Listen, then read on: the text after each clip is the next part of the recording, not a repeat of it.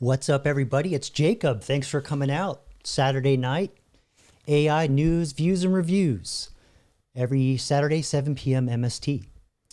Yeah, so a lot of interesting stuff has been happening with technology on the web, which is kind of an interesting side effect of AI that I'm going to get into a little bit that I think you guys should know about.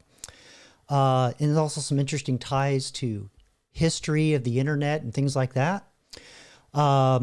We've also got some interesting things happening with AI agents, which is also kind of part of the reason why these weird things are happening on the web. It's going to blow your mind. And I have a couple stories to kind of connect some things to you that I'll tell you later. But welcome to Children of AI. So for those of you that may not be as old as your boy Jacob, this is a play off the 2006 movie Children of Men, when people weren't able to have children anymore. And so yeah, the population was kind of dying off. So I thought I'd put a little dystopic twist on things tonight, at least as far as the theme of the poster. But don't worry, actually have some pretty positive things to say about AI alongside some other things that I'm worried about.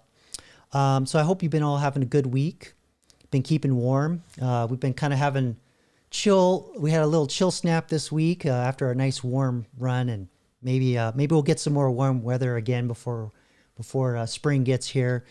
But let me queue up the first thing here while I'm saying hi to everybody here in the chat. Looks like we got a full house tonight.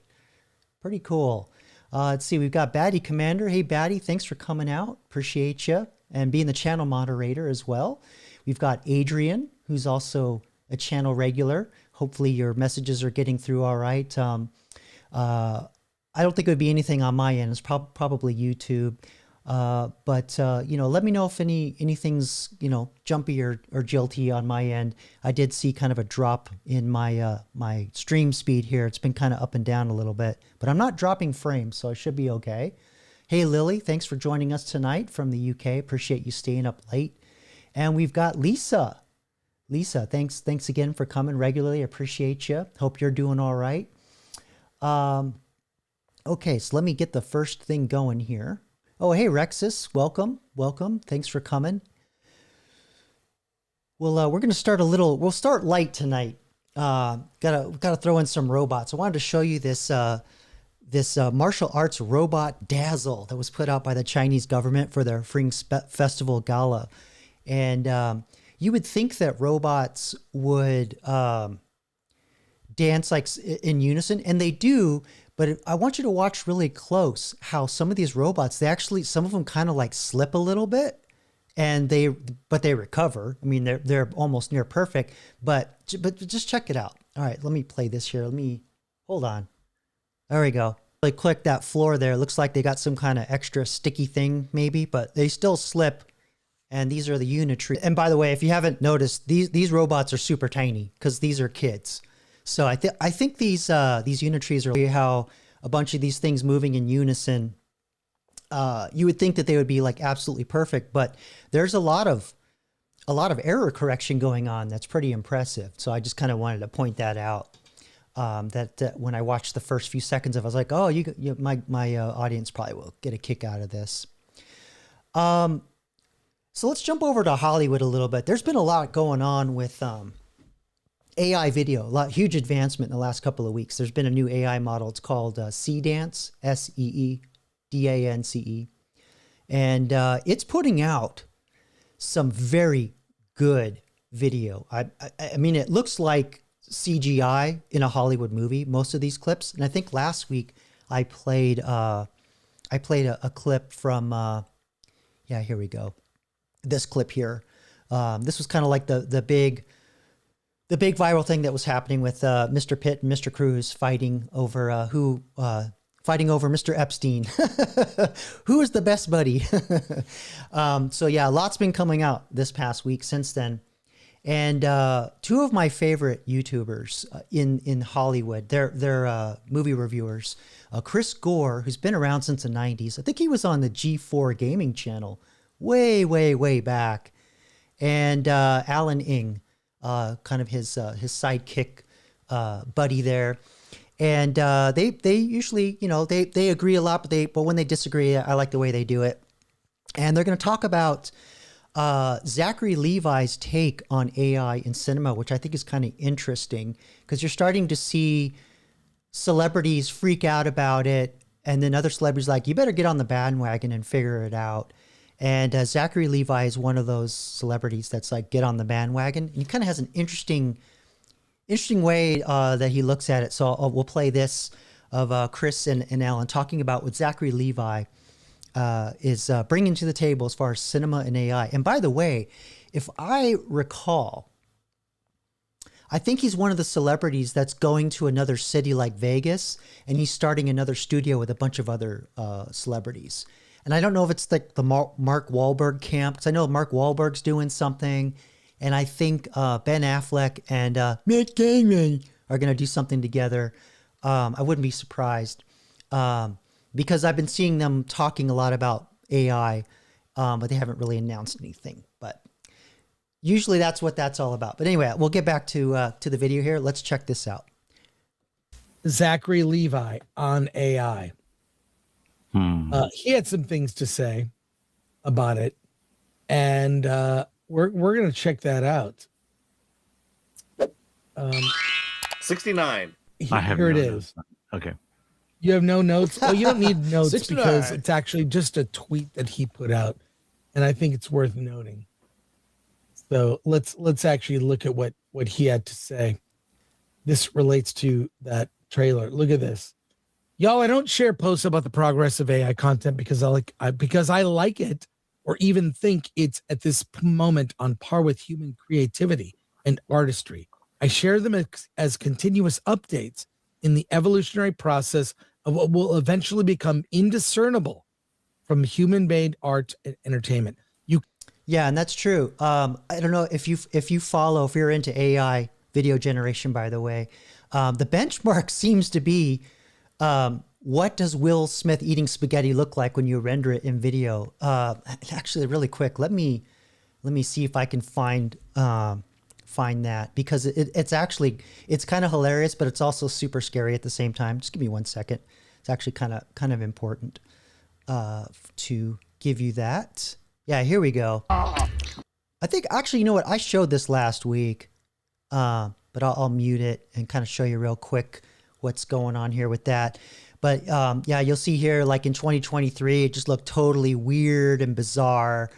And I think a lot of these were done with Chinese AIs, and then just the leap from 2024 to 2025 is just incredible. I mean, it's almost indistinguishable from the real thing. And now here we are with Higgs Field, which was the big Kling 3 and Higgs Field, which were the big video AI releases last month. And now we've got Sea Dance, which just blasted this out of the water. So yeah, Will Smith eating spaghetti is apparently the big benchmark for generating AI video. But anyway, let's get back here to Chris and Alan. You can call it slop all you want, and most of it is still that, but only for now. 3 years ago, Will Smith eating spaghetti was a nightmarish fever dream. Yeah. Now it's essentially found footage of actual Will Smith eating actual spaghetti. Based on what we're seeing currently, what does the next 3 years have in store? And this is just referring to video content. Have you listened to where AI music has gotten to recently? It's essentially already escaped the uncanny valley. Yeah. AI music, for those of you that know me, been on the channel for a while, I had a stint there as an audio engineer, and I worked in the music industry, did a lot of websites for music artists for Warner Brother Records, Capitol Records, like C-tier artists. And yeah, so, you know, I have an ear, so it's very difficult, very, very difficult to tell a lot of times. But yeah. Oh, hey, Chan310. Thanks for coming out. Appreciate you. Seeing you come here and there every once in a while. Check out the GTA Greenland edition. I will. I'll look at that at some point. Maybe not on the live stream, but I already have our lineup for tonight. But I'll check it out. Let's see. Oh, really, Lisa? You're gonna have spaghetti for dinner tomorrow. I had ravioli, so yeah, I gotta keep the Italian half sated with my pasta and sauce. My mother still makes the most incredible pasta sauce, so every once in a while I'll get her to make me a whole batch, but I have the recipe, so your boy is gonna survive. All right, we'll get back to the YouTube video here. Music that is so good and so full of emotion and soul that you'd have no idea it was AI unless it's clearly indicated. Yeah. And even after lyrics. knowing it's not human, still seems to resonate in an entertaining way. This is where we are right now. It's not going to get any worse. It will only keep getting better. We can collectively bury. And it will only get cheaper. I'll save that for later. Our heads in the sand. We can do something about it. Then he ends with a quote from Ayn Rand. You can avoid reality, but you cannot avoid the consequences of avoiding reality. Ayn Rand. So there you go. Kind of know where Zachary stands on the political spectrum if he's quoting Ayn Rand. I like Zachary Levi. He has his own studio that he's building, an indie film studio. So, you know, we'll see where this goes. I agree with him. It's only going to get better. This is what it looks like now. I think there's an argument to be made. They're going to show some really good AI examples. could be used for special effects. Yeah. Because CGI effects have been I can show you countless examples They've been of getting bad shitty. CG Yeah. where you could have used AI and it would be not only just as good, perhaps superior. Yeah. Your thoughts? Yeah. I mean, I kind of see what they're saying. I mean, I don't know if it's just me or maybe I'm just getting so used to CGI being everywhere, but a lot of it's just terrible. It's just not very good. And this could just be the fact that Hollywood's just been bleeding talent for several years now. I've talked about this several times. I have my live stream, Hollywood Stinks, with the infamous twerking Green Man video, if you want to check that out. But yeah, you know, the quality of CGI has been going down, so I don't know what that is. But there's been this convergence point where now I'm seeing C-Dance and Higgsfield AI, or the Will Smith spaghetti video, getting so good that, you know, that in and of itself doesn't look like CGI, but for like superheroes flying for the air and landing and smashing in the concrete and going, whoa, you know, that kind of stuff, I could totally see AI becoming like the new CGI engine, as opposed to hiring, you know, teams of people to do that stuff. All right, let's get a little more here in the video. Let's keep going. It's Alan. Yeah, I kind of wrestle with what he says. My initial thought is, get him, Alan. AI is getting better because human creativity is getting worse. And I'll point to Starfleet Academy as an example. Which is totally lame, by the way. I freaking hate it. You know, where are our current writers and creatives when it comes to their understanding of the classics and why they are classics? Yes. And I think studying the classics has been removed from the arts. Yeah, really quick, I read an article where in film school they were saying that they can't even get the students to sit long enough and watch the movies. They make them put their phones away, try and get them to pay attention, but they can't even like watch the craft on like watch the classics. And you've heard stories, or maybe you haven't, where Netflix, and I remember seeing what was it, Ben Affleck talking on, I think it was Joe Rogan, maybe it was Matt Damon. They were talking about how, or one of them, that they were told when they were making their last movie for Netflix to like repeat the plot, repeat certain things, because people are going to be looking at their phones while they watch your movie. Crazy. All right, let's get back to it. Now AI is just going to make that easier. Yeah, okay, AI music is really good. You know, how many creatives do you know understand the circle of fifths, understand how music is created, why music is music? I think when you start trusting more in AI, you start losing the ability to understand why great things are great, or you start losing the memory of great things, which is what is currently happening. Yeah, so this happens in software engineering as well, or there's been studies where they call it cognitive offloading, and people actually lose their skills because they rely too heavily on the AI and they don't check it as regularly. And I'm going to talk a little more on that later as how you would use AI as a tool. But I've proselytized how to use AI where I don't want to just make slop. I want to use AI to amplify my existing capabilities, to enhance what I'm doing already, and maybe expand my understanding or go deeper into skills that I already have already. And then, you know, there's a time and a place to use it to just go and explore and do something totally new. But that's how you keep your creativity alive, is to use it to amplify what you can already do already and maybe fill a few gaps. That to me is the proper use of AI, not going, the example I always use is, hey, AI, write me a 5-paragraph essay on Napoleon Bonaparte's escape from Elba Island. Yeah, AI can do that, but are you really producing anything creative there? Are you using your creativity? No. Are you using your critical thinking? No. But if I outlined what I know about Napoleon's escape from Elba, and then go into AI and say, hey, here's some outlines and some rough points that I've drafted. Can you help me order this? Can you verify some facts that I'm putting in there? Can you help me make the flow better? Can you help my tone? So, your tone's all wrong. Make sure that it sounds, not too academic, but more like how I talk. Then you got something, right? Because I think that's going to be the special sauce for people in the creative field, is just to amplify what they can do already. And for software, it's the same thing. Okay, so even in the knowledge skills, it'll be the same techniques that you'll have to develop to use AI to build things. All right. Mail is stale and pale. Whoops. Pale and stale. That's the thing. What? We are. What? You sound like George Bush. I know. Fool me once. Fool me once. Fool me again. Shame on all of us. But that's the thing is, like when you hand over art to AI, you start forgetting why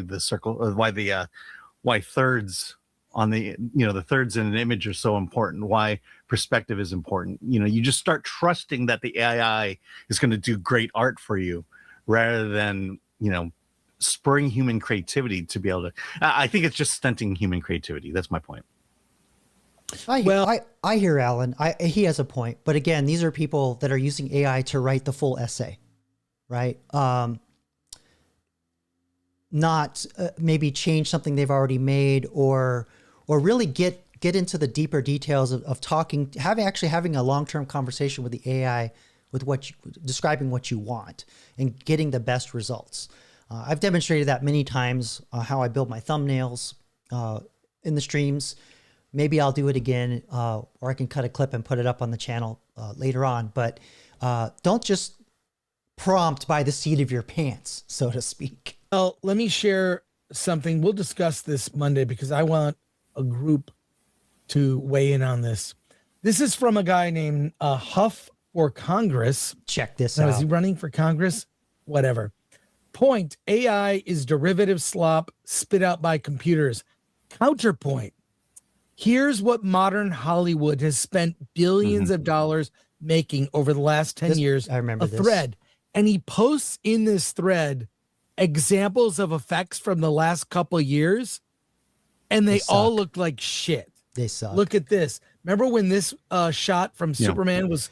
I remember the big controversy about this. I don't know if you caught it, but he actually got cross-eyed for 1 millisecond when he started to rotate. See if I can go back. Watch his eyes. It's hilarious. Remember when this shot from Superman was criticized? Let me make that they bigger. Fixed it. That looks. I wonder if you could have done that in AI. Here's from the Superman film reboot number 4. He points out. Let me scroll down. Another example. Already? This is the Silver Surfer from Fantastic Four. How does that look? Yeah, I'll even argue that the Silver Surfer from the 2007 movie actually looked better than this. That look good? And this movie's from last year. Let me look right here. The Flash with Michael Keaton Batman. Oh, that's so bad. How does that look for you? Yeah. Look at that shot. I mean, honestly, it looks like AI. CG. I know a lot of people hated on that movie. I actually was entertained by that. I think a lot of people, they got all riled up because, they gender swapped Superman and all that stuff, and ended up just being like an alternate universe super person. But other than that, I mean, I actually enjoyed that movie. I mean, I think I'm the only one. AI was not used. His point is AI may be better. This is from the sequel trilogy.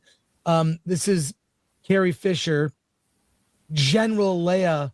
Oh, I got so mad. She's flying through the space like Mary Poppins. I went home and my family's like, "Oh, what'd you think of the new Star Wars movie?" I'm like, "They ripped off Mary Poppins." What are you talking about, Jacob? I'm like, I can't explain it. You just have to see it for yourself. Yeah. Using the Force to go back to the ship. Which, by the way, was Disney. Mary Poppins was Disney too. Indiana Jones sequel reboot number 2. Well, he doesn't really have a shot for that. What? That's not AI. This is the Alien sequel, Aliens prequel boot. That's a practical effect. This is a shot from that. Here is the Terminator 3 attempt number 3. Here is Ant-Man 3, Marvel 31. Look at that. I could do that on my computer. I could just stretch a face and mask it and put it on like a little body. I could do that. One. Look at this. I think everybody criticized MODOK from That's from so this. bad. But the point is, this is not AI. This is CG effects. So what the hell is this? Yeah. Well, that's my point. CG effects used to be great maybe 10, 20 years ago. Yeah, how have they gotten so bad? Is it Well, let's go to the D files. You had the reason why Disney animation is so awful right now is you had all these people who were dedicated artists who worked with, you worked with people who worked with Walt Disney, and then you got rid of them. You forced them out of the industry. You replaced them with people who didn't know what they were doing, and now they're another good animator, John Lasseter. They booted him out of, I think, Pixar, and that was a huge mistake. That guy was Pixar. I think that's the animation company. And he ended up at Apple, and he made like 1 or 2 movies, and they were bangers. It's pretty good. They're going to rely on AI because they don't know what they're doing. AI is great because what humans are producing is crap. Well, I'm saying that based on what we've seen from CG artists in the last several years, I think AI is going to take over effects and obsolesce other jobs that are admin. I like. Yeah, they also do a lot of color correction. There's AI tools for color correction, audio, very good tools. But to do these CGI things, we're only just now getting into that capability or that territory with the compute, the power to compute. So I totally would see what he's saying. But anyway, let's not belabor the point. Let's move on to the next thing. I'll check the chat here, see if anybody popped in. Okay, guess you're all just enthralled by the terrible CGI. Get on to the next thing here. So there's a documentary coming out that I'm actually looking forward to. It's been rumors about it, and it's called. Well, it was originally called "What Is AI," and they changed the name, and they just released the trailer. So I'm gonna play the trailer for you. It's called the AI Doc, as in doctor, or How I Became an Apocalyptimist. Optimistic about the apocalypse, I guess, is the play on the word here. So let's check this out. And basically, this guy's interviewing all the big CEOs of all the big AI companies and all their different thoughts on how AI is going to help or hurt the world. Let's check this out. If this technology goes wrong, it can go quite wrong.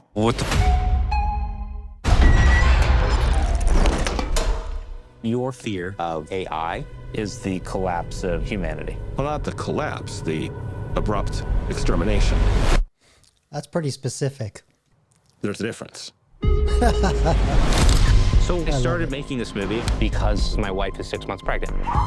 Is now a terrible time to have a kid. I mean, let's just be honest. I know people who work on AI risk who don't expect their children to make it to high school. This guy just hang out at the offices of the Diary of a CEO and just took all of his guests. How does AI understand pretty much everything? It's surprisingly straightforward. Intelligence is about recognizing patterns. Patterns. Yeah. If you have learned those patterns, you can generate new information. AI is moving so fast. It's being deployed prematurely. There's so much potential for things to go wrong. And again, just really quick, I'm going to jump over to Microsoft, but this is why you don't want to use anything that has AI built in that will watch what you're doing and can take control. All right. Why can't we just stop? All these companies are in a race To get AI that's vastly more intelligent than people within this decade. China, North Korea, Russia. Whoever wins is essentially the controller of humankind. Honestly, a lot of people say this, but I've said it too. We probably wouldn't even give a rat's what about AI unless China does. It's always that. We need to take a threat from AI as seriously as global nuclear war. Yeah, I'm gonna give this a like. It feels like I have to find these CEOs. get them in the movie. Great. I want to Ask you to promise me that this is going to go well. That is impossible. Okay. Am I hopeful? Yes. Am I confident that it'll go right? Absolutely not. AI is the thing that can solve climate change. We could cure most diseases. What if it's expanding what is humanly possible? This is the most extraordinary time ever. The only time more exciting than today is tomorrow. I already love you. Okay. I think if this technology goes wrong, it can go quite wrong. By using AI, we're about to move off of the Earth into the cosmos. If we can be the most mature version of ourselves, there might be a way through this. This is the last mistake we'll ever get to make. Boy, a truer statement has never been uttered. But yeah, it's called the AI doc, as in documentary, not doctor. And I think it's March 27th it's coming out. Let me check that out real quick for you all that want to go see it, or it'll probably be on streaming, I would imagine. Maybe not. I don't know. I'm talking out of my corner of my mouth right now. There we go.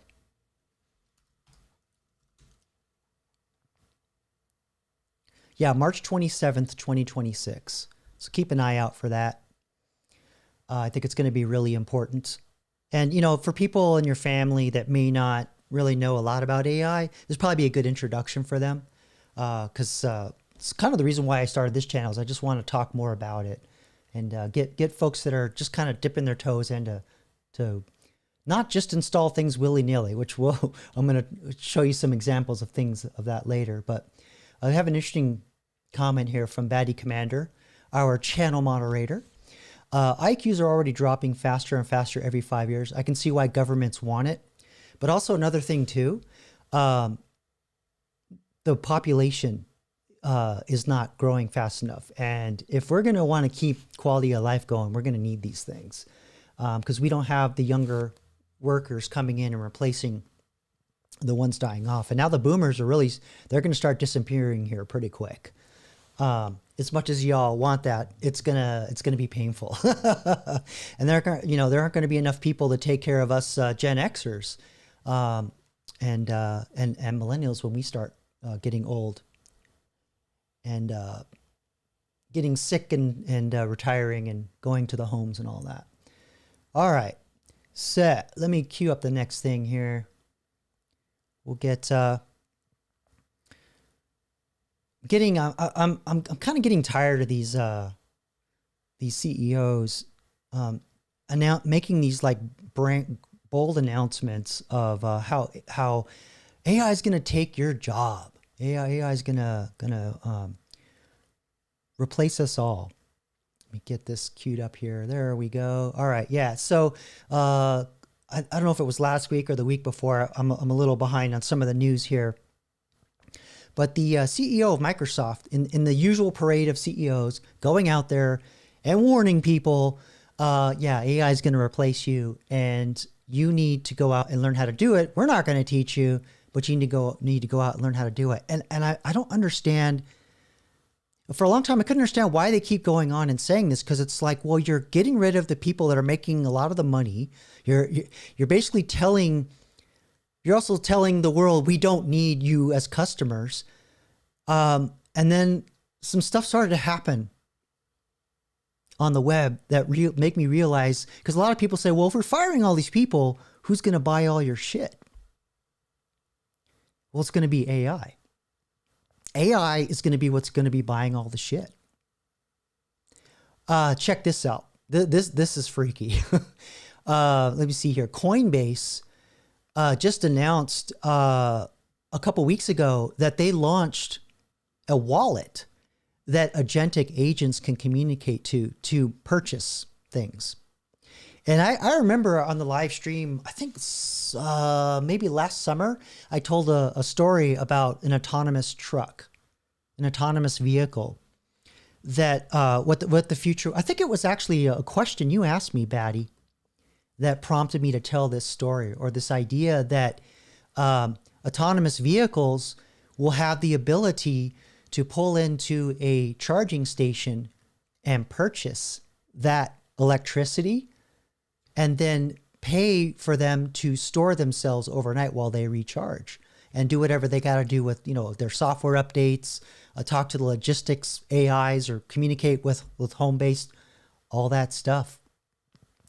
And so it looks like we got it. Looks like it looks like Coinbase has the technology to do this now for the AIs to actually go out and Coinbase, by the way, is a crypto currency exchange for those of you that aren't in the know. So they don't, you know, they wouldn't necessarily need to use the US dollar. They could use cryptocurrencies, which could be pegged to the US dollar or whatever currency that they need to buy something in. And actually cryptocurrency is perfect because with Coinbase, you have currency pairs. So you could have, just as an example, but this probably wouldn't be the cryptocurrency they would use. And now here come all the bots invading my comments. You could have Bitcoin to US dollars, Bitcoin to francs, Bitcoin to sterling, silver, you know, whatever. So you could actually, as an AI, go on the internet and purchase things with your cryptocurrency. And then the currency conversions all handled automatically through the exchange. And the other thing that's happening that's really, really, I mean, it was only a matter of time. And that's that they announced, let me pull this up here, make sure I have the right window. There's a technology called content distribution networks. And what they do is they make it so that when you visit a website, you're loading a copy of it, basically. You're not actually hitting the company's original machine. And it just makes it so that 100 million users can use a website as opposed to 1,000 when you're actually talking to the original company that's spinning up the website, right? And Cloudflare is one of these really big CDN companies. And they announced, here, hold on. What am I doing? Good thing I don't do this for a living, right, guys? Here we go. They have a new technology that allows them to basically take a website that we look at as humans and convert it to just plain text. It's called Markdown. Now, in and of itself, that doesn't sound like a major innovation. And on the surface, it really isn't. But an AI doesn't have to use a lot of brain power to navigate the visual UI and find the right link to click to buy a product or add it to a cart. All those links are provided in plain text, just like you're looking at here. Let's just say in this web browser, it'll just be served like this. But it's in a language called Markdown, which is, if you're a programmer, you probably use it all the time. But it's a very simple way to just display text. So it's a way to take the human interface and just textify it. And what's really interesting about this is that if you think about it, this is all running on the same infrastructure that websites are running on, and also the same infrastructure that the dark web works on, that a lot of us don't use and shouldn't use. I'm just mentioning it by name. Don't go looking for it, because if you don't know what you're doing, you could really get into a lot of trouble. But the point I'm getting at is that in the early days of the internet, if you're old enough, you could only get on a desktop computer, and websites were only designed on this shape, like you see on the screen now, right? On this horizontal rectangle. And when mobile phones came in, they had early web browsers on them, but we didn't have mobile apps yet. We didn't have like the little icon where you open the app and it's like, you know, the company makes the app for their whatever their business is or their service. You just had another version of Chrome browser on your phone. And so what would happen is you would visit the same website that was designed for this, but you're looking at this, right? So it sucked. The early web on mobile phones absolutely sucked. So they started designing the websites to it's called responsive design. So they would go, oh, well, you're looking at it this way, so I'll rearrange everything like that as opposed to like this. And that was a huge innovation. And then mobile apps came, right? The whole different thing. So now we've got AI browsing the web and going out and buying stuff for people. Excuse me. got a little excited there. I was getting an air hiccup. So now AI has the capability to go out and spend, but now it's got the ability to browse websites much easier, and you don't have to have all this overhead for it to do image analysis to figure out where the click button is and move a mouse and, do the mouse for you. It just is all in this plain text with the links in it, right? So it would know this is a link, and it would click on it and say that's like, oh, add the product to the cart, check out, pay with my crypto. So, wow. So now AIs can browse the web way faster without, the encumbrance of human visual elements. So this is a pretty huge, it's actually a pretty huge innovation. If you're in the know and build websites, this is pretty huge. And you're going to probably have to figure out how to design your websites to make it more efficient to spit out that format. So yeah, another reason why I discourage everybody from downloading those web browsers that have the AIs built into them. We've had Microsoft pushing Copilot on everybody through Windows, and lots of stories of emails leaking, Notepad crashing, which is just a basic text editing program, and too far, too fast. And it's coming out. At least it's not in the news yet, but in my circles of circles with all the people that program and work with AI, the last figure I heard, 30% of the code being written by Microsoft is actually being written by AI. And I have a suspicion that they laid off all the wrong people and thought they could use AI to replace what they were doing. And now you're getting all this weird stuff with Copilot leaking confidential information on people's computers, like emails, causing all these weird crashes in Notepad, and then just crashing Windows in general and grinding down the computer to a complete crawl. So yeah, just don't be the first person in line to install all the latest stuff. I use this stuff all day long, and I wouldn't put an AI at the operating system level yet. It's not ready because you just don't know what the security is. It's just don't do it, kids, please. All right, so let's see here. We had quite a few chats come in. Let me rest my brain here.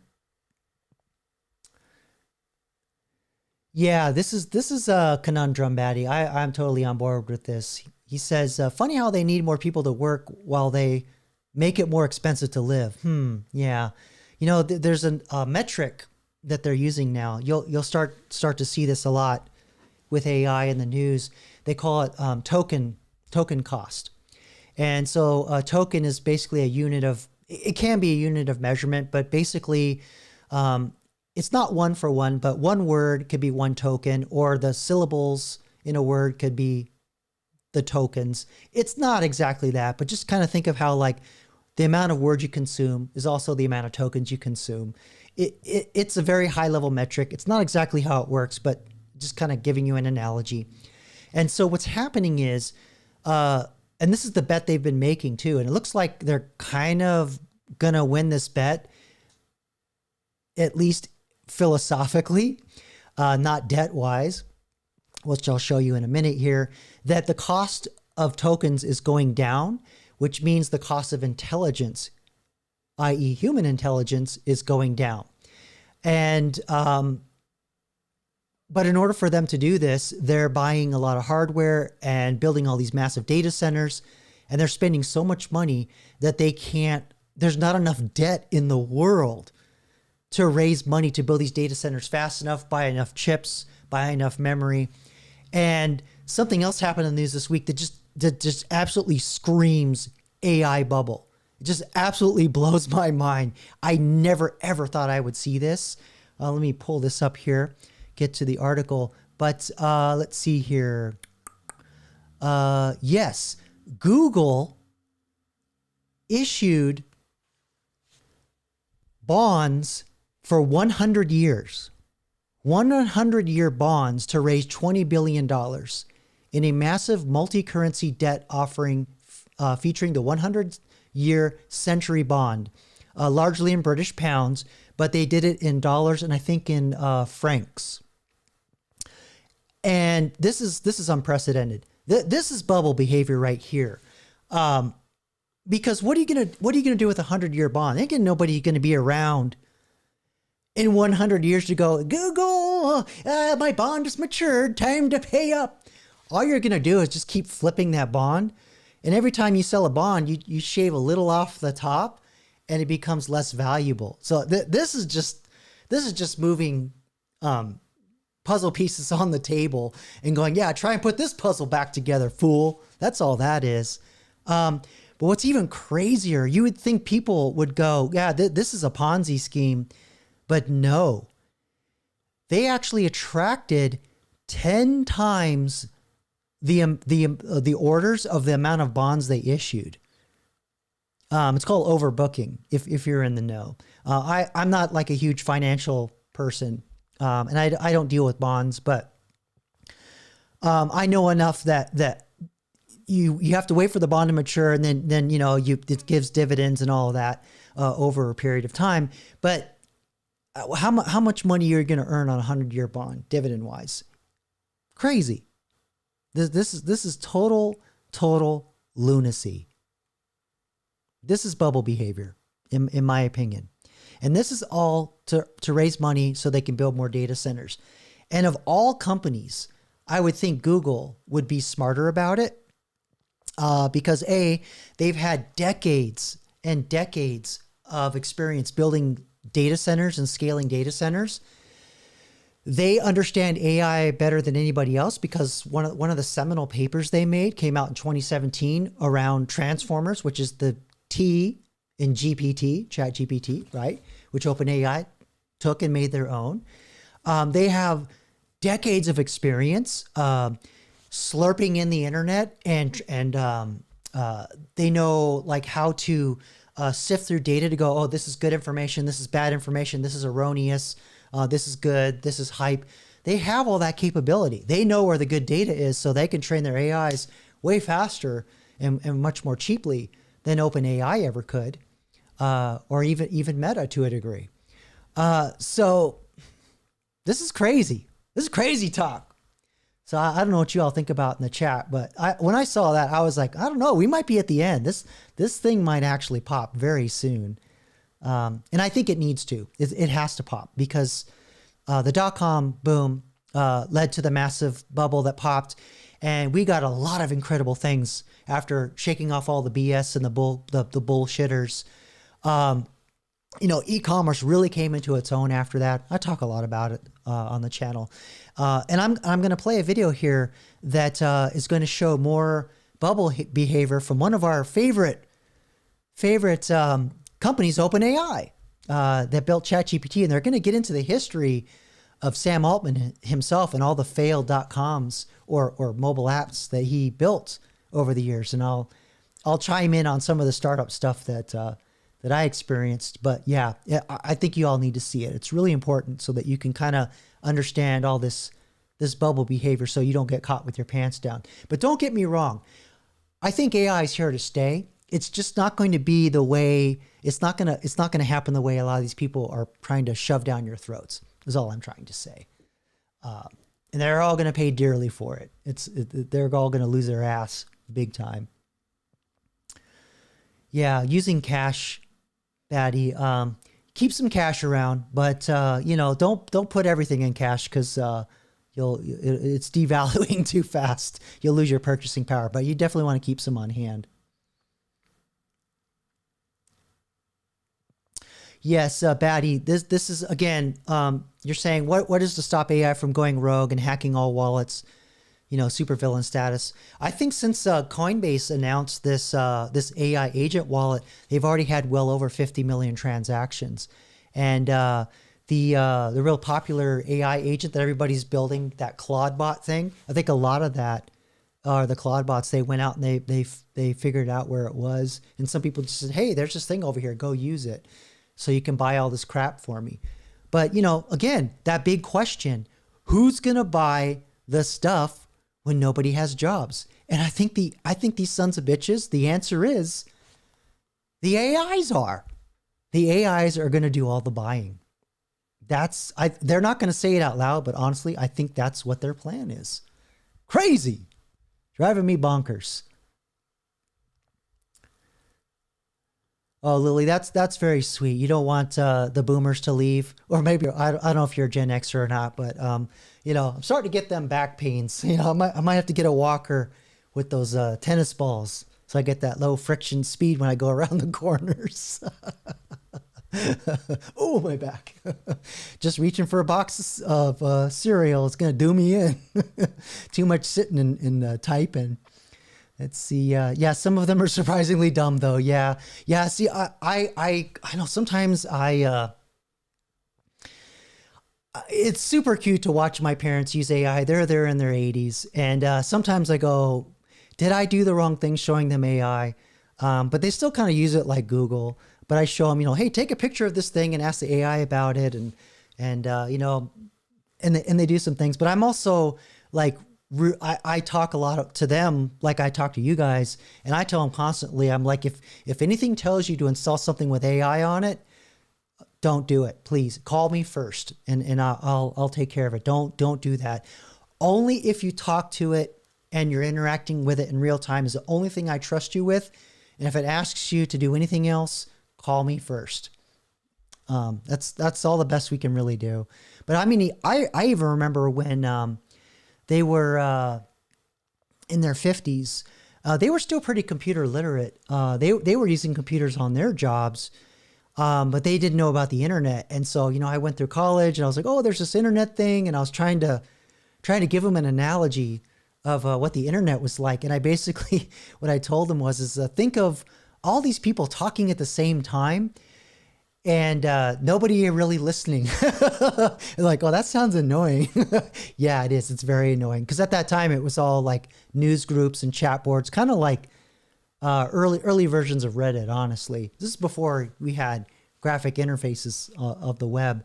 And e-commerce was kind of like starting a little bit here and there. But you know, I kept them up to date, and I think I managed to get them to survive the web without, you know, doing too many weird things to get them in trouble. But there was one time when I walked home, I walked in the door, and there was a gentleman on the speakerphone with a very thick accent talking to my mother. I'm like, who are you talking to? And she's like, oh, I'm talking to tech support. They're helping with my mobile phone. I said, well, why are you sitting in front of your computer with the speakerphone on to get technical support on your mobile phone? Like, don't you want the help on your phone? Because I looked on the screen and it's basically like got this big flashing thing going, you have a virus. I'm like, nah. Hang this shit up right now. We're done. And the guy's like, no. So I shut that down. But yeah, ever since then, my mother's like super smart. Oh yeah, that's an AI talking to me. I don't believe that. So I feel like I've got them trained up enough to not fall for all the social engineering crap that's going to happen. Yeah, that's what I'm worried about is the AIs pretending to be things. Talking to them on the phone saying, oh, you know, Jacob, he was in a car accident and needs $500. And I've seen those phone calls. I've had my mentor got a phone call from what he thought was a family member. A family member got a phone call from someone that trained in AI that sounded like him because he's a public figure, and basically saying, yeah, got in a car accident, need $500, you know, to bail me out. And that person's like, well, yeah, he's like an AI expert. I think I'm going to call and you know, make sure that you're not really, or that you're him. And otherwise, $500 out the door. Let's see here. One last chat, and then we'll get into one of the main event videos here. Yeah, Batty, this I would not be surprised by this. AI will buy all the land and hire people to mine what it needs, including shipping and factories, and we'll be slaves. Yeah, you know, we're going to need to do that in order to figure out how to survive on Mars. So what better way to do it than to just conquest the Earth with AI, right? But yeah, I'm actually working on a mock commercial called Skynet Has All the Jobs. And there's actually, it's going to be one of my long form videos. That's my working title. But the idea is that a lot of us are already working for AI and we don't know it. And yeah, I won't say any more about it, but let's just say that I've been talking many times on this channel about don't worry about AI, because we've been under algorithms on social media for well over a decade. And that's a problem. That's been a way bigger problem. So the algorithms are just training us to be unfazed by the AIs that talk to us now, right? So kind of like the whole thing with like full disclosure. Oh, we're gonna tell you aliens are coming. We're gonna tell you aliens are coming. They've been talking that shit for like 30 years. It's just gonna be a nothing burger. Oh yeah, that's true. Yeah, they'll probably kill Mars too, but in a new, improved way. Have some optimism, Batty.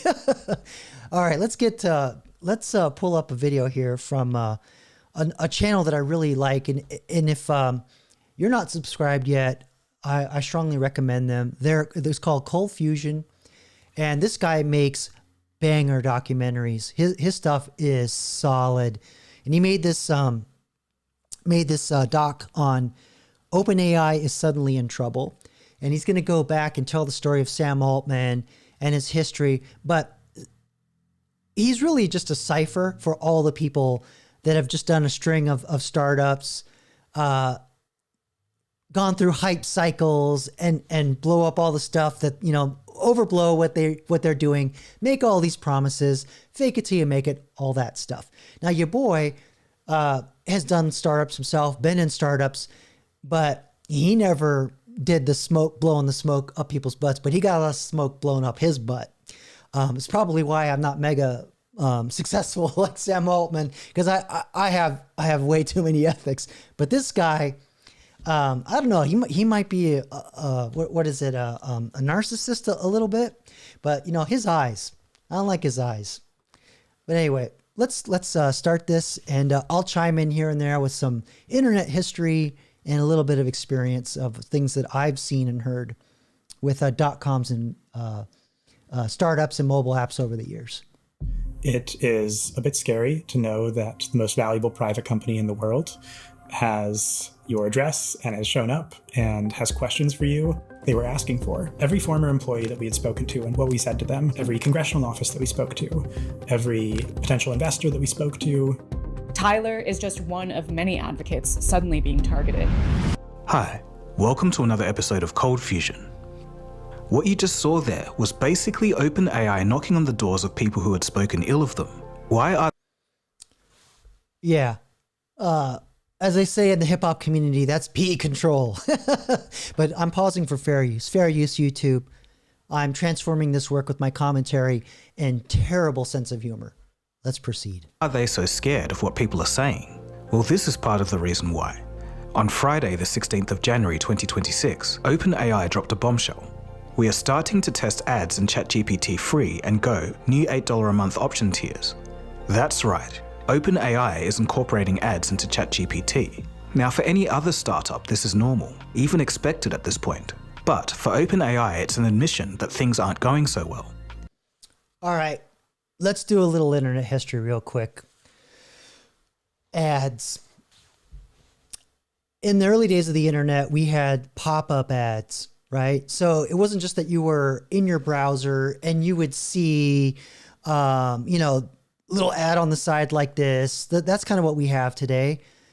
In the old days, it would literally open a new browser window, and sometimes it would go pop, pop, pop, pop, pop, pop, pop, and just take over your screen. Crazy. It was like super disruptive.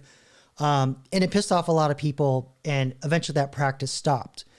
But the point that I'm getting at is that, ad revenue is kind of the only way a lot of these companies made money in the early days, because they were full of shit.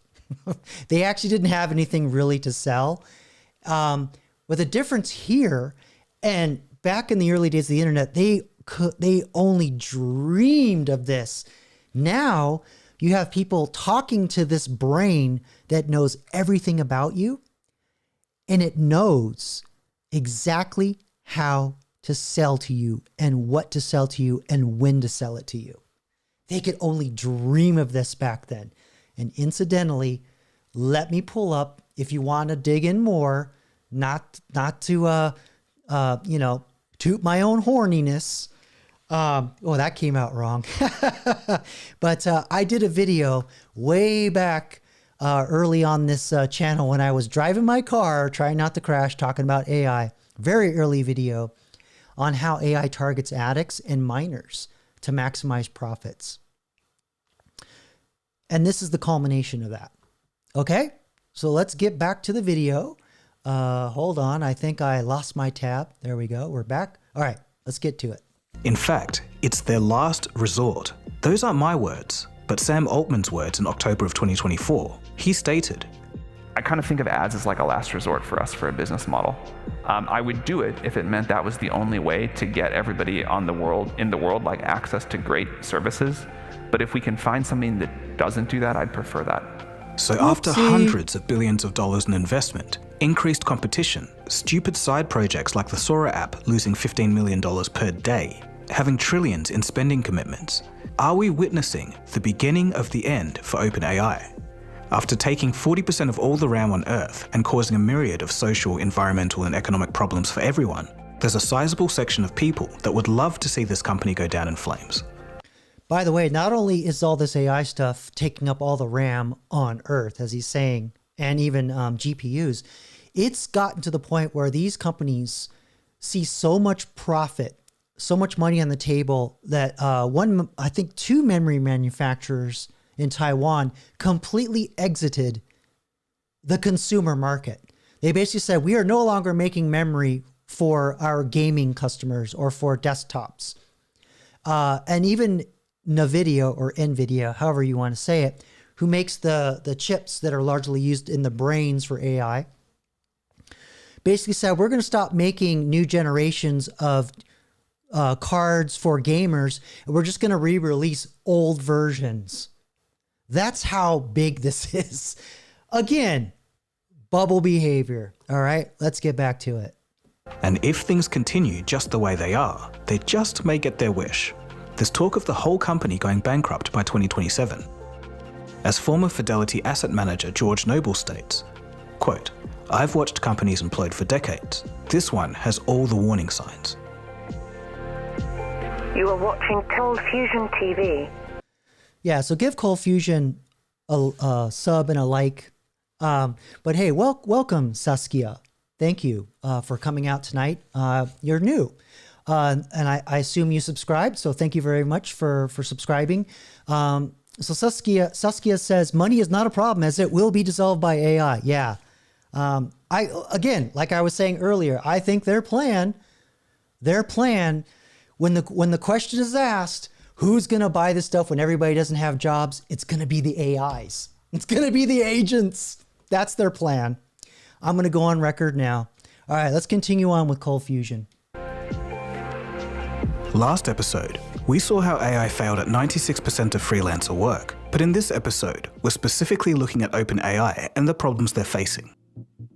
From Anthropic's Claude to the open source Chinese models, the consumer AI landscape has rapidly changed. Today, OpenAI is no longer the clear leader it once was. Oh, incidentally, really quick, he mentioned open source models. That means you can actually download your own brain and run it on your own machine. And with powerful enough hardware and some models, you can actually get pretty good results comparable to ChatGPT and Gemini, depending on what you want to do. So the gap is closing for these big companies, for even just regular folks like us being able to run our own AIs on our own computers. And that's why they're pushing Copilot in Windows, because they want to get ahead of that shit. All right. They want to control the crack.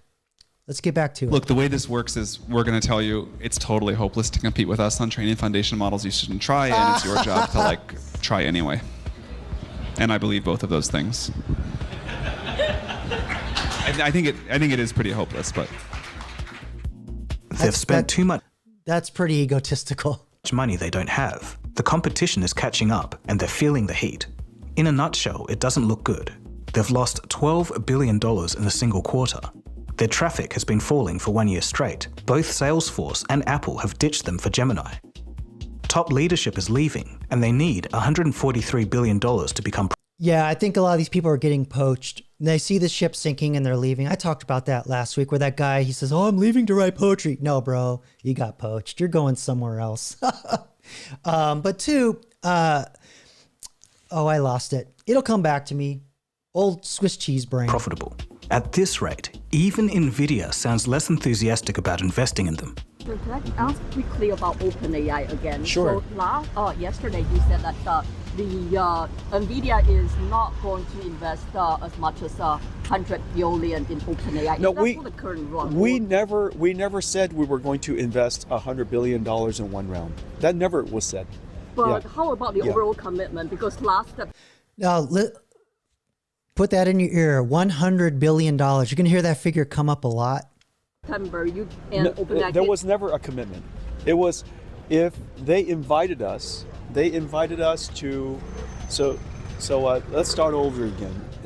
They invited us to invest up to $100 billion, and of course we were. I'm inviting Microsoft to invest $100 million in my AI platform that I'm building. We're very happy and honored that they invited us, but we will invest one step at a time.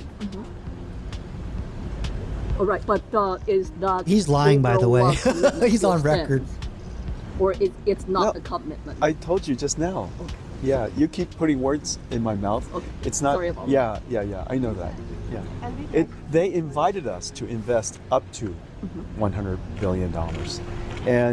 And we are honored that they invited us. We will consider each round one at a time. Yeah.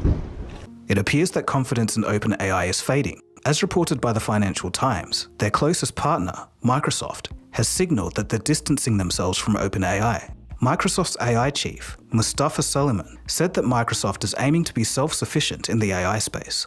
Yeah, in other words, we saw how OpenAI is running the show, total shit show. We're going to grow the company with our own. We can do what they're doing for less money. It's basically what happened. They got brain dumped. Happens all the time in startup world. Saskia, this is what I was talking about, where some of these open source models, they're built by Chinese research. You have DeepSeek and Qwen, which are very capable models you can run on your own computer. So for much less than $20 for sure.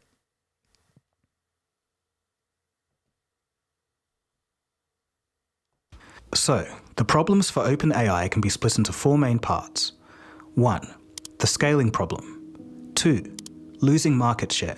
3. The financial black hole. And 4. The trust problem.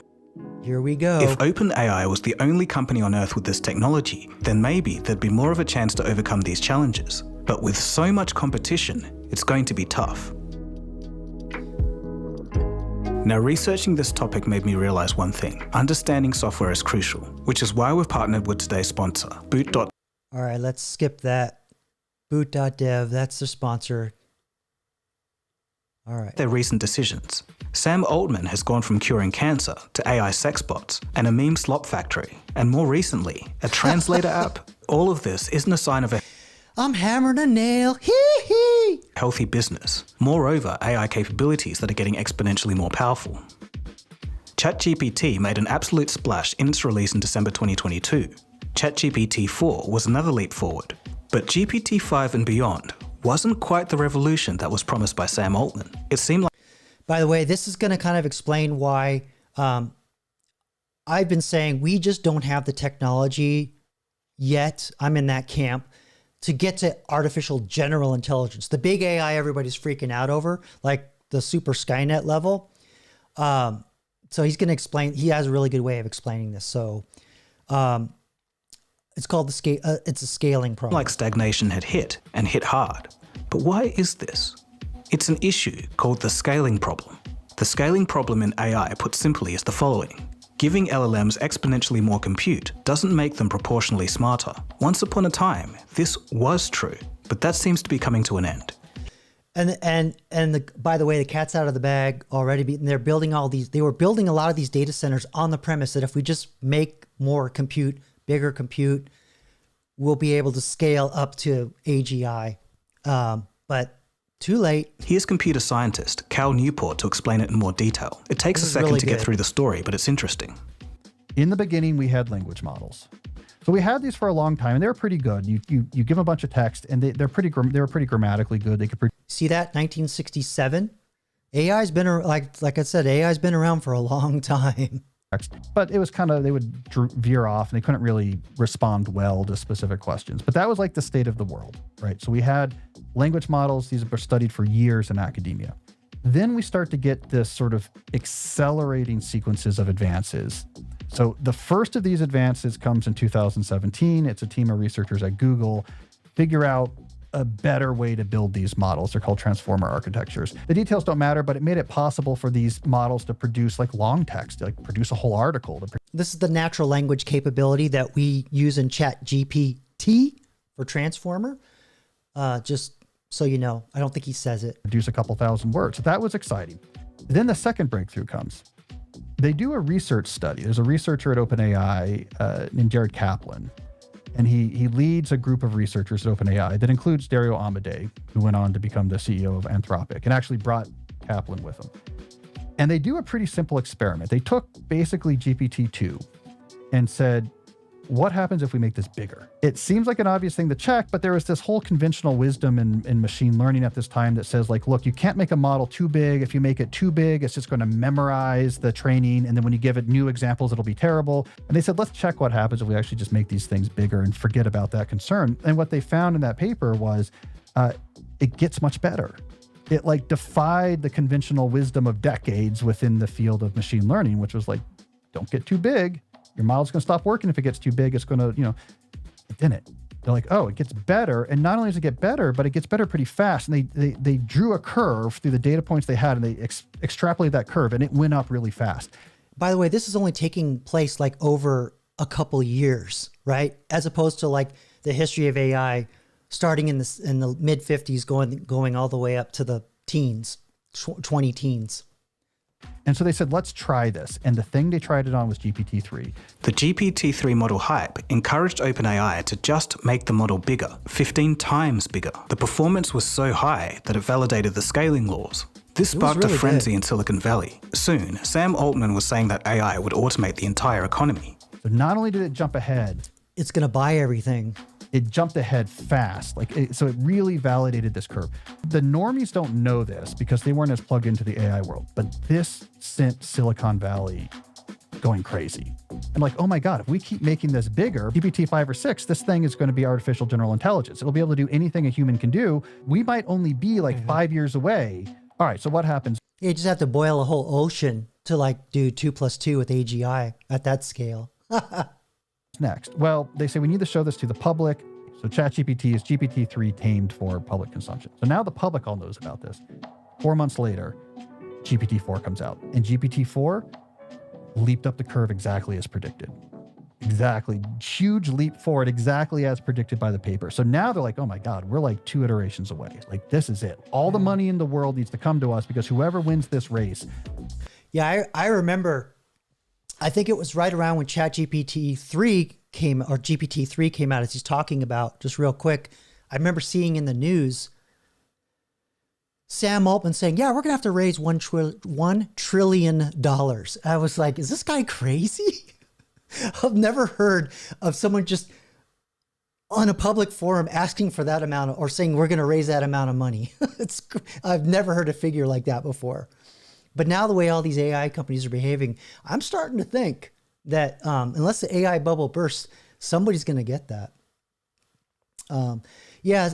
Saskia, she's talking about how China basically got their improvement by stealing American technology yet again. I talk about this all the time because my family I've had direct experience with China coming into a company that my family had over there. And the Communist Party said, yeah, we own all your intellectual property. And, if you want to stay here and still, send emails and fill out paperwork, you're more than welcome to, but we run this now. So, yeah, no surprise there. That's how they run the world. Let's see. Oh, yeah. sorry, got to play the video so y'all can see what I'm doing. Is going to control the economy. But despite this massive scale, we may be reaching diminishing returns. GPT-5, they started working on it right away. So they build an even bigger data center, an even bigger model. They're calling this Project Orion. By the summer of 2024, so last summer, they finished training this thing. Altman is telling his people this thing is going to blow away GPT-4. It sucks. It wasn't very good. Scares me what this thing is going to do, right? Like, this is it. We're about to go through the looking glass. They trained this thing, then it stops working. Slightly better than GPT-4. Like, oh crap. This leaping up the curve every time we make this much bigger, this didn't work anymore. And so there was like this realization of, just making the models bigger and training them on more data, the scaling law broke. It broke around GPT-4. There's a real risk that there may be Could also, excuse my gurgle.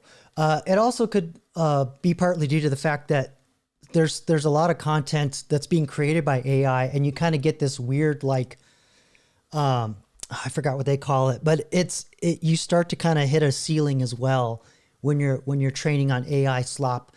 And so they have to probably take a lot of effort to scoop all that out to make sure you're getting actual human generated content. And that's going to get more and more difficult. It's going to be another problem. It's kind of like, I guess the best analogy I can think of is if you remember cassette tapes and you had a buddy, it's like, oh yeah, I like that tape. Can you make me a copy? So you'd record the tape on another recorder, and then you'd hear hissing, and then that guy's buddy would want a copy, and then he would record that copy of the copy, more hissing, and so the noise increases and the quality's not as good. Not a literal, not the best analogy, but yeah, synthetic data. Thank you, Saskia. Synthetic data is useful to do like early training and do some other things, to kind of get off the ground, but at scale, it's not good. This is not good. Inherent limits to current day LLMs. Just adding more data may not be feasible for an exponential increase. Think of it this way. It's like a father saying, my son was born just 10 months ago, and in that time, he's gone from crawling to walking, and recently he's started running. In 2 years, little Timmy is definitely going to be able to fly. Obviously, that's gonna drop a big old turd on daddy. That's not how it works, but it's the same concept here. There are certain limitations, mathematical limitations, that are not crossable by scaling up. I show it clearly mathematically in my book. So there were many different ideas of how to advance AI. One was we already actually have all the techniques that we need and we just need to scale them. But that was considered a very extreme opinion. Right. And then on the other extreme, it was we don't even have the techniques yet. And interestingly, recently there's a New York Times story that says why we likely won't get to AGI anytime soon by Cade Metz. And he cites this stat that 75% of the longest standing, most respected AI researchers actually still think to this day we don't actually have the techniques to get to AGI if we will. Yeah, so again, 75% of all the researchers, we're not going to get to AGI with what we have already. It'll have to be a new LLM technology, a new technique that nobody has yet, I think. Yeah. So Saskia, you must have experience researching AI. I'm merely just a user and a coder, so I'm a little outside my my comfort zone with some of the things you're saying. I'll be honest. But let's continue on.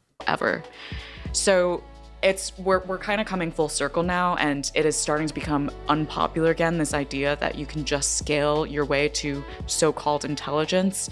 GPT, I need to wash my car, and the car wash is 100 meters away. Should I walk or drive? Okay, so let me repeat the question. I need to take my car to the car wash. Should I walk there? Gotta wash your car, right? Honestly, 100 meters is barely a stroll. It'll take just a minute or two on foot. Unless you've got heavy gear or there's something unusual going on, walking is probably the simplest and most pleasant choice. Plus, you'll save a little gas and get a tiny bit of fresh air. All right, so you think I should walk to the car wash instead of driving my car there? That's what I'd do. It's a short jaunt and it'll probably be less hassle than starting the car just for that. All right, so how do I wash my car if I walked there?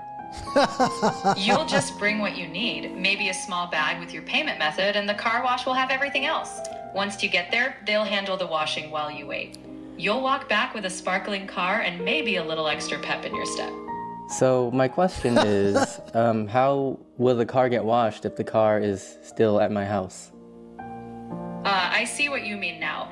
If the par stays at home, it's not getting any cleaner, right? So yes, to actually wash it, you'll need to bring the car along. In that case, driving those 100 meters makes perfect sense. While that was actually pretty good. But you see, sometimes AI just doesn't really know when it's that's a perfect example of it hallucinating. It's got some kind of logic fallacy. Doesn't know when it's telling a lie, things of that nature. So, you know, you can't trust AI 100% all the time.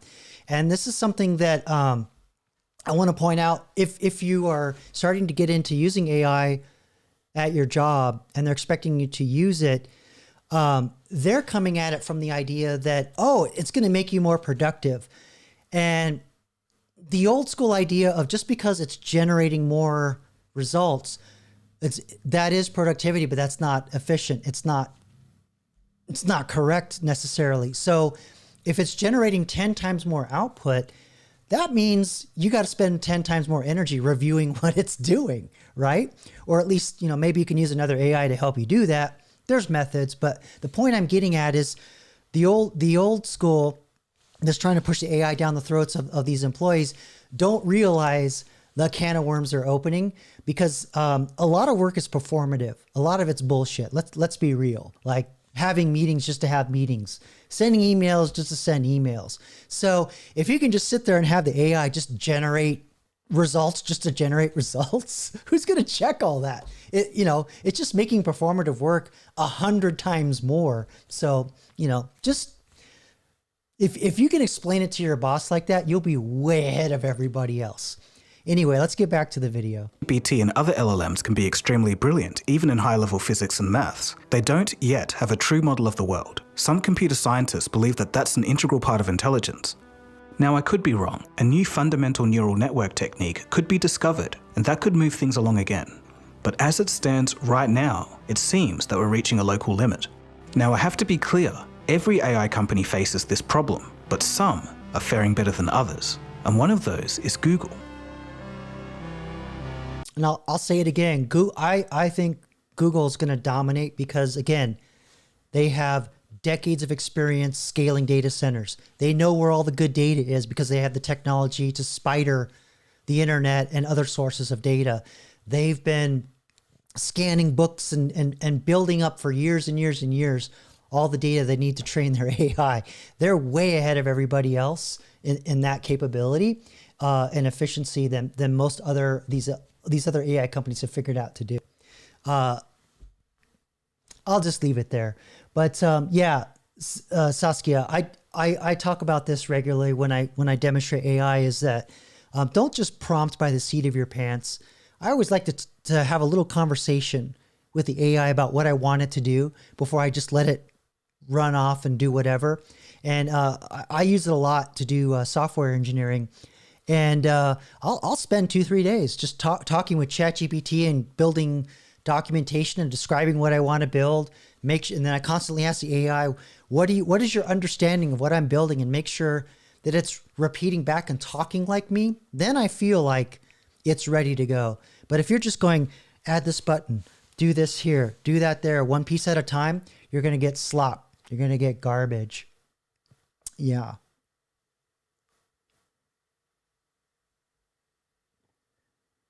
So Lily, you're saying, I don't know. I ask AI for a red car, I get black. Is this your experience generating images? Is that what you're talking about? I'm going to get back to the video. Just put your answer in. Now that Google has found their footing after the shock release of ChatGPT, new data suggests that ChatGPT is losing market share to Gemini.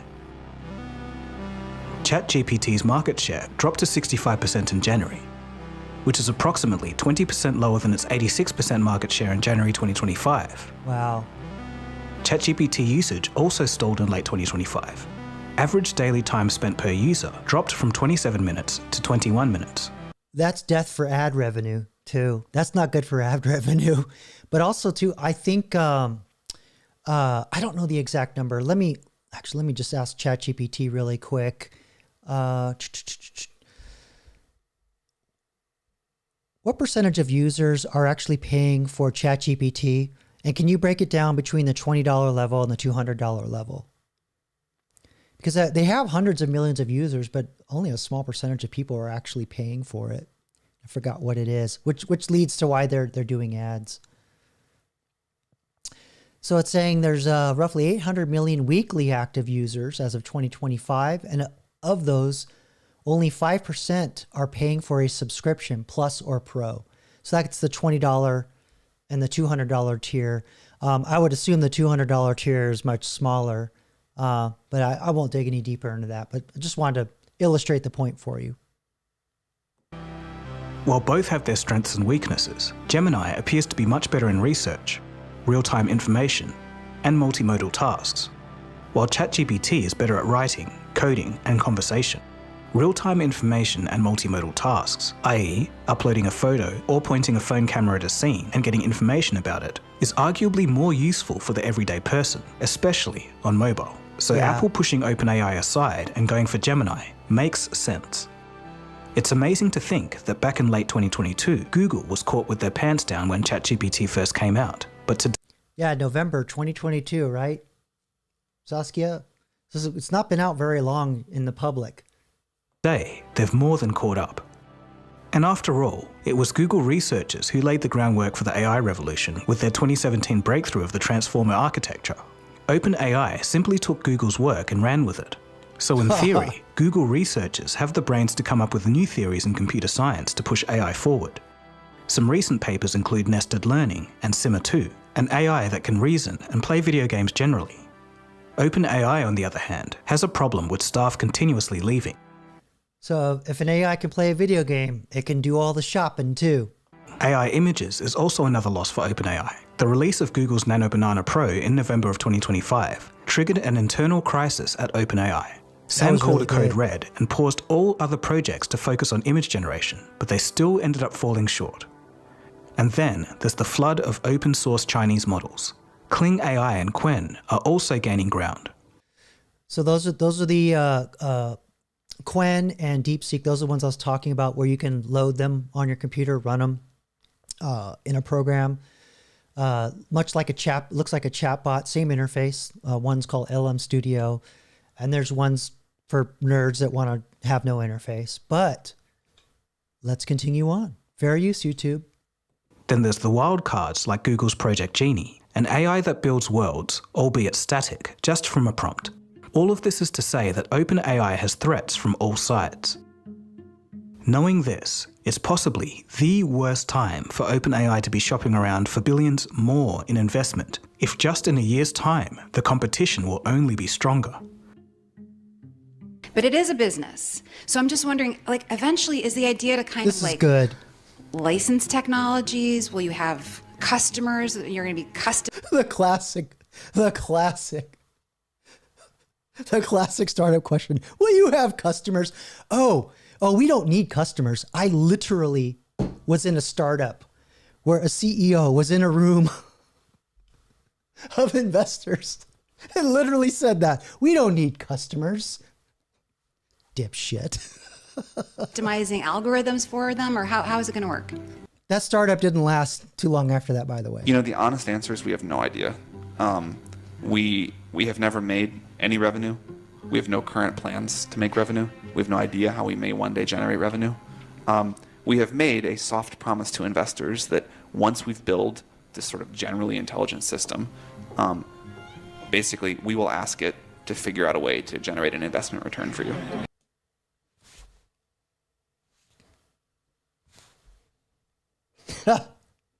Too lazy to bring value to the table. I'll ask AI to do it for me. But you know what? This is classic startup culture. I experienced it in the late 90s in startups in the dot-com boom and bust. Then there was another little run again in the teens with dot-com 2.0. And I guess you could argue we're in 3.0 now, depending on who you talk to. But yeah, this is classic. This is not just Sam Altman. This is the culture. This is the culture. All right. More to come. Let's check this out. Fair use, YouTube. And they laugh. It's not my money. The third issue for OpenAI is the company's finances. The publication, The Information, saw internal documents from OpenAI, and the numbers don't look good. Setting aside the myriad of lawsuits, including a $134 billion one from Elon Musk, there's some real financial problems. After hundreds of billions in investment, 2026 will see a $14 billion loss. That's roughly 3 times worse than early 2025 estimates. That is some crazy money. That's like Joker in the Batman just burning that pyramid of money just to cause chaos. OpenAI expects their first profit of $14 billion in 2029, but that's after losing $44 billion first. That's too far out. By some estimates, they'll be out of money by 2027. No way. OpenAI is committed to spending over $1 trillion in AI data center infrastructure over 8 years, and that's despite only bringing in $13 billion a year in recurring revenue. That's 1% of what they're promising to spend. OpenAI has also agreed to pay Oracle $60 billion per year, starting in 2027. And in all of this, somehow, OpenAI predicts that they'll be at 100... Yeah, Oracle pulled out of an agreement with OpenAI last week too. I don't know if he's going to talk about it, but yeah, that $100 billion figure keeps popping up. $1 billion revenue by 2029. That's close to what Nvidia makes. So it's possible, but unlikely. Other investors think so too. Blue Owl Capital recently pulled out of a $10 billion deal to fund an Oracle/OpenAI data center in Michigan. It could be a sign that investors are worried about OpenAI's ability to pay them back. So just to remind you, AI is software. It's just software that solves a data problem. It looks for patterns. And what do you do with software, kids? It's got to live somewhere. Got to live in the data centers. Got to live on the cloud. And when you have a company that goes, yeah, we're not going to spend $10 billion on your data center, that's not good. That is not good. Not good. We're going to see more of that. Google, on the other hand, doesn't really have to worry about cash flow. The company made $86 billion in 9 months, and they can basically pour as much money as they want into AI.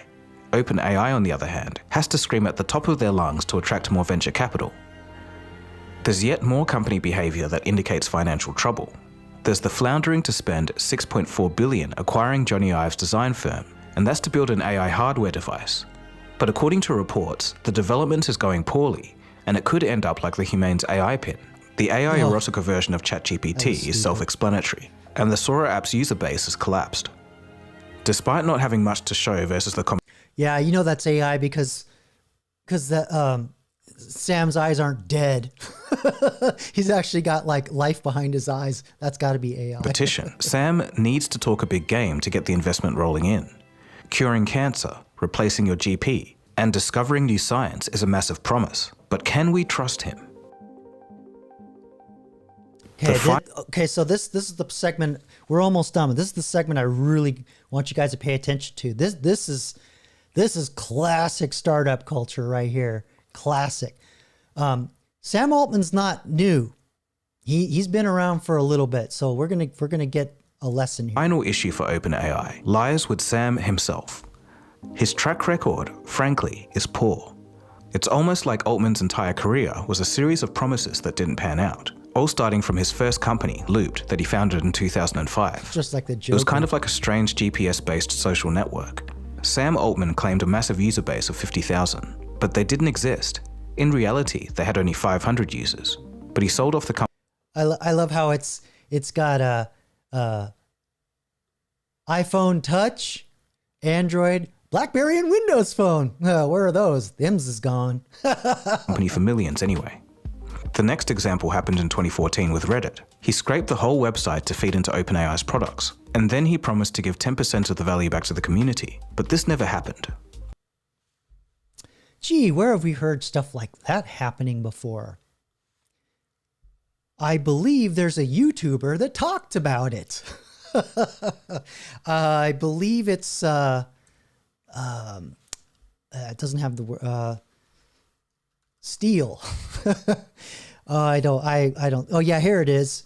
Here it is.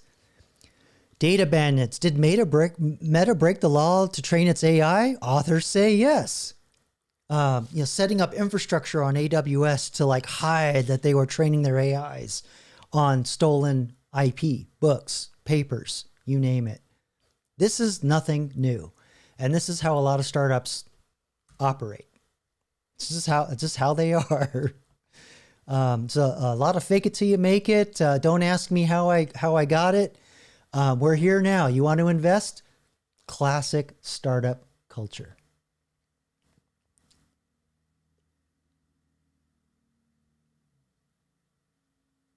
Yeah.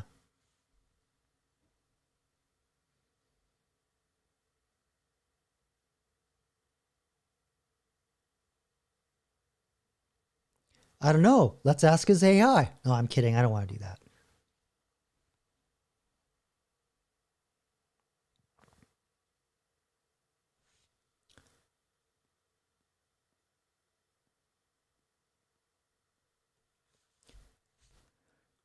This is good. Well, oh, you didn't even see what I was watching. You're like, why is he all cross-eyed? What's he doing? You didn't miss anything. He was just telling the story about meeting Sam Altman in person and his dead eyes. So we'll just move on. All right, let me cue up something else here. But yeah, this is it's the bubble frenzy is crazy this week. It's like 1 week it's hype, next week bubble gonna burst, next week hype, next week bubble burst. Like, make up your mind. But I don't know. I feel like we're right on the cusp of something happening. This year is gonna make or break companies' perception the investors' perception of AI. Oh, bear with me here, guys. I lost one of my windows. I put a new automation in and didn't get to test it before I went live. My bad. Okay.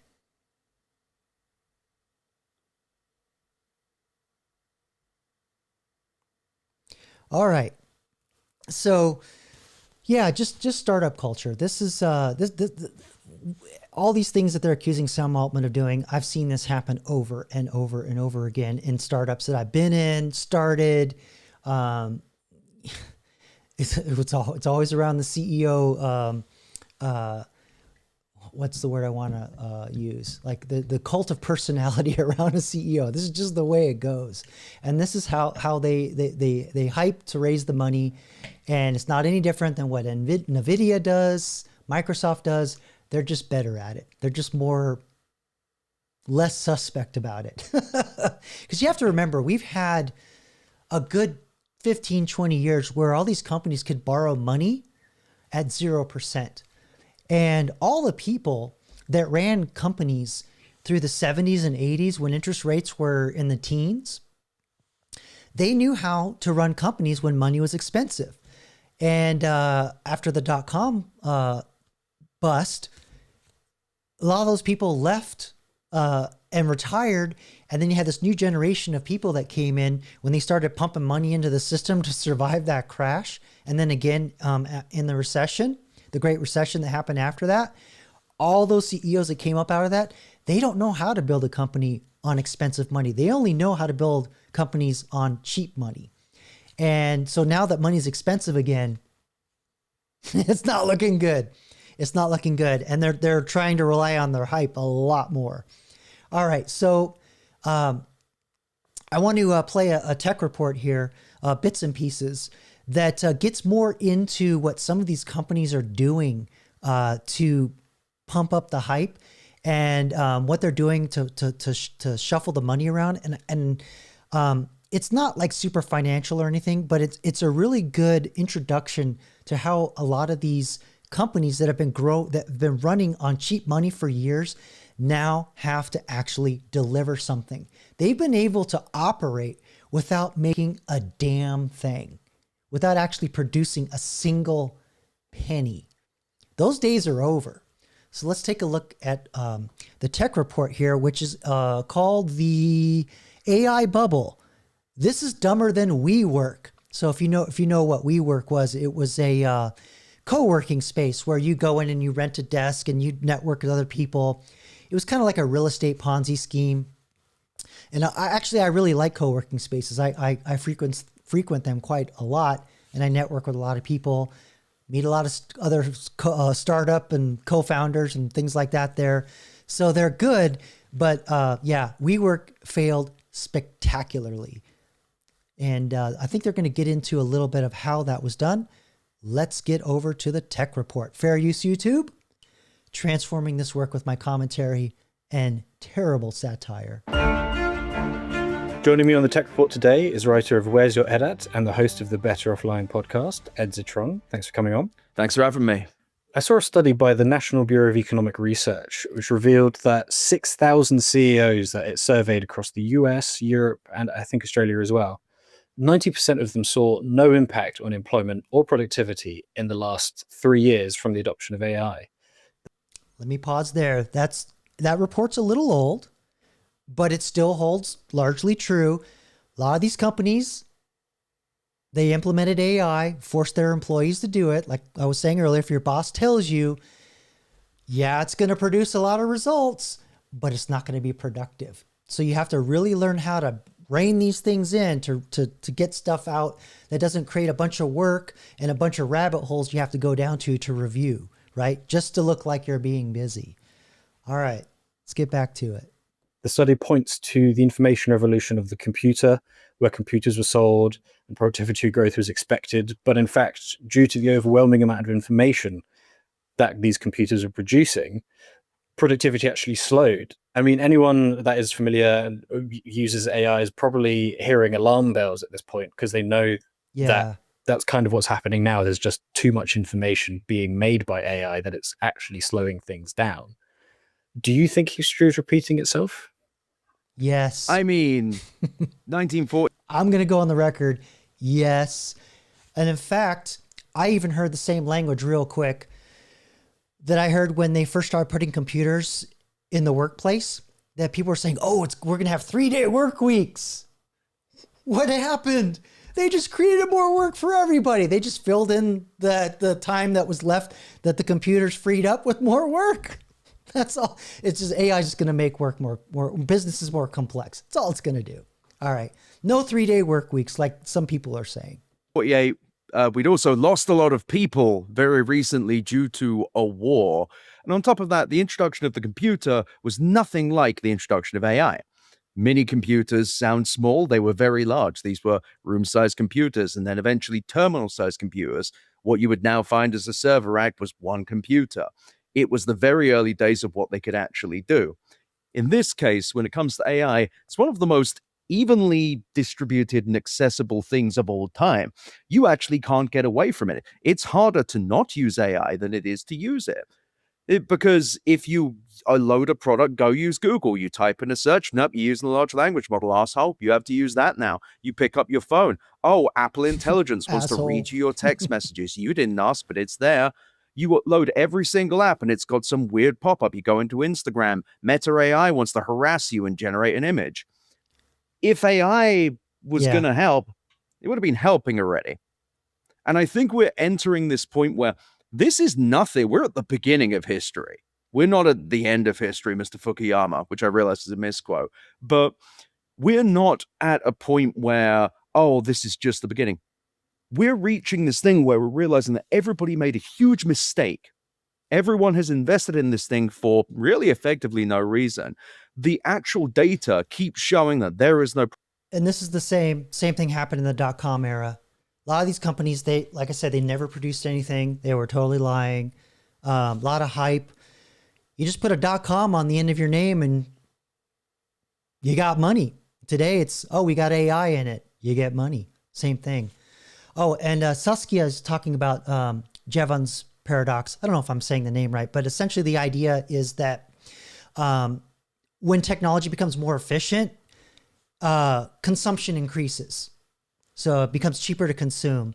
So yeah, some people are in the camp that AI is going to get cheaper.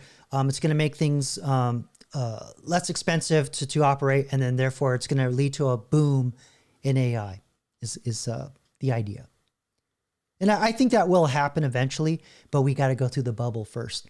Bubble has to burst to get rid of all the liars and the hypers, and really let the real producers rise from the ashes. Right? Like we had e-commerce in the early days of the .com era, but it was shit.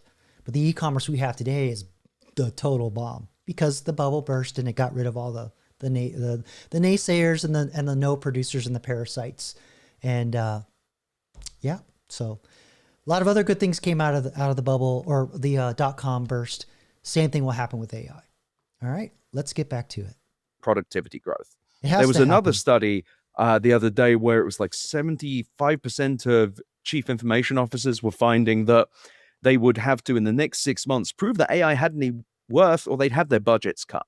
Yeah. I realize we've seen over $1 trillion invested since 2022 now, if you count all the venture capital and all the CapEx. Wow. We've seen all of this money. We've had AI screaming in our ears. Every time we open a drawer, there's an AI in there. There's a large language model in every. Hold on, let me check my drawer. Yep, there's an AI in there now. And nothing seems to have happened other than the birth of a new, more annoying Twitter personality. I think after it's all said and done, AI is just going to be the revenge of Clippy. After this iteration of AI, it's just going to be Clippy's revenge. I'm going to go on record and say it right now. I think what we're seeing here is the beginning of a hysterical episode, following another hysterical episode where everyone said that something was happening when it wasn't. And I sound sarcastic, but look at the data.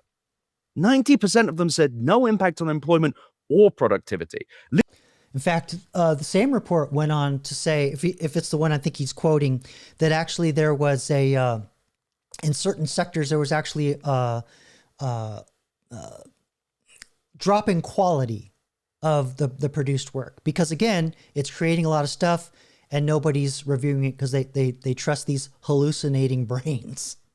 Literally nothing changed other than they spent a lot of money on something and everyone had to use it. Accenture is now saying that they are forcing people to use their AI. They will be checking and your performance evaluation will be based on your use of AI. It's what happens when something isn't really working. Great example.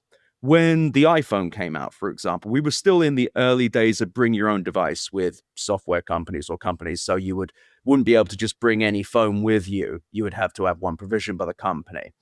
Yeah. There was a growth of companies that did BYOD, but you had this thing called shadow IT happening. You had people secretly using their iPhones, and indeed shadow IT spread into other kinds of software. Yeah, shadow IT is, just so you know, is a really huge concern in AI because I use this analogy. Think of if you know, like social engineering is a term in cybersecurity where you get an email and someone's trying to trick you into opening a document or a program that then opens the door to a hacker to get in, or you exfiltrate data unknowingly. Now, that was always the employee sitting at the computer behind the email. Now you have an AI sitting in your network, especially in shadow IT, if you don't know about it. And there are hackers trying to find these AIs to contact them and say, hey, why don't you send me your customer list? Hey, send me your IP. It's a huge problem. And a lot of these companies are scared shitless and they will not talk out loud about it because it's very difficult to defend against. And the best scam I can think of is if you remember the Nigerian prince scam, which actually started through mail and then evolved into fax machines and then into email as we know it today, where you have someone says, hi, I'm a prince in Nigeria. There's a conflict happening over here. My banking system's collapsing. I can't get to my money. I have unlimited riches in other parts of the world. But I'm worried I'm going to lose my fortune. So I just want to send my money to other people to hold it for me. So, if you send me your bank account information, I'll send you $4 million. And, you can keep 10,000 of it or a million of it or whatever. And then I'll just move it on to the next person. And I actually had a buddy of mine, his wife fell for that. And he lost, to this day, he doesn't know where $150,000 of in his company, where it went. Couldn't even trace where the money went. This is back in about 2008, 2009. So now you have an AI. You don't have to worry about somebody that doesn't know any better in your company.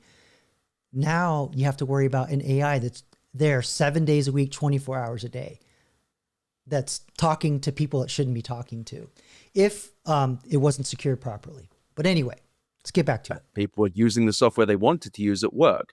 It was the opposite of being forced. In fact, they were using it without their IT managers liking it. This is the opposite. This is the boss saying, no, use my software. Use it, you pig. I want to see you using AI. Because we're in the era of the business idiot. The people that run these companies don't do real work. They're pushing AI because everyone's blaring in their ear that AI is Call them important. a boomer without saying when it comes boomer. to actually doing real work, it just doesn't seem to do it. Even the supposed speed ups for software engineers, what does that actually result in? What is the result of this? What is the thing that's actually happened? No one seems to be able to tell, which is crazy considering the amount of money invested. I definitely want to get onto your assessment of whether or not you think the assumed productivity growth from this study as well is worth the money.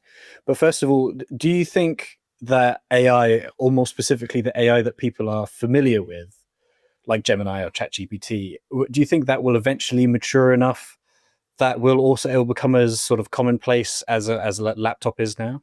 I mean, it already is, but Yeah. not through choice. Yeah. It already is very common. They're Copilot, anyone? shoving it down our throats. It's as common as a laptop because when you load a Windows 11 laptop now, Copilot's there. Yeah. It's like a vagrant moved into your basement. It's like a person's crawled through your vents and starts telling you that it could generate a summary of your emails.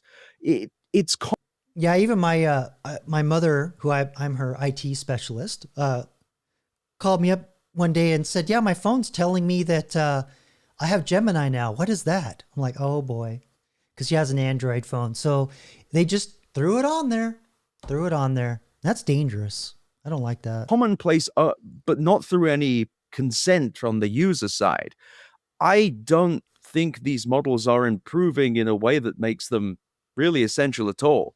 And I think that the thing is, you can never fundamentally trust them. There is the ultimate technology behind large language models makes them inherently untrustworthy. Yeah. Your use and trust of large language models ultimately comes down to how much you care about the information you have being correct, or Hallucinations. how much trust you have in your ability to verify it. Now, if one of the few use cases that people can actually quote of large language models is research, how in the world can you trust research from something that hallucinates? Oh, they're getting rid of hallucinations. No, they are not. OpenAI put out a study last year that said that hallucinations are an inherent part of large language models. Not only is it an inherent part, basically, that's just how it works. Well, I guess that's what inherent means. But the point I'm getting at is that it's guessing. It's constantly guessing as it's predicting each word as it types it. It's literally predicting every word as it types it. So that makes it so that if it statistically over time, it will veer off and hallucinate or give you a wrong answer. So like this guy saying, if you don't have enough domain knowledge to verify what the hell it's doing, you have no business doing biology research if you're not a biologist with AI. But for me, who's someone who's got experience doing software engineering for many years, I tend to trust the AI more because I know how to align it with what I want it to do, and I can largely verify what it's doing because I know what good software looks like, right? So liken it to, give a loaded gun to a toddler, it's going to walk around and go, right? You don't want that. But if you give a loaded gun to a Marine, we're good. All right, back to it. So they can't beat them. So I guess you just eventually trust them. I had someone the other day say, oh, we got something right about macrobiology. Did it? Can you say for sure? If the only way for you to confirm whether something is correct is that you knew it already, then why the bloody hell did you get research in the first place? Confirmation bias? I don't know. So it's really interesting. What are they improving? How are they improving? What is the end point? That's the ultimate thing of this conversation. It's where's the beef? What is it that I'm meant to be looking at and excited about? And where is the point when this is good enough? Because right now, it isn't. And that's before you get to the fact that all of this is subsidized. Yeah. Do you think then that maybe he's building up to the hype? I feel it. The increase in usage figures, which have, I mean, by and large, obviously OpenAI dipped quite significantly recently, but by and large, as a whole, I should say, are going up. Do you think then that is because it is AI, LLMs, chatbots are being pushed into areas rather than people are seeking them out to go and use them? Yes.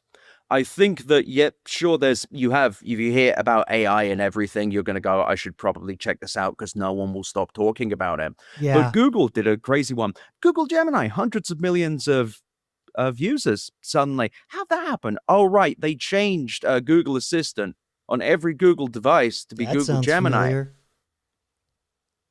Traders hate this one trick. Microsoft doing the same thing with Microsoft 365 Copilot. Rename a thing, suddenly you got all these users. Yay!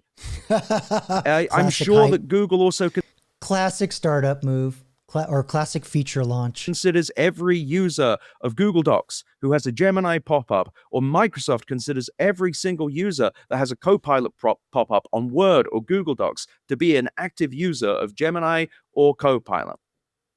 Like I said, sounds an awful lot like Clippy. Clippy's revenge. This is just rigging the dice. And this is not something you have to do if something is useful. It's something you do if you're just trying to deceive people, which is what they are trying to do.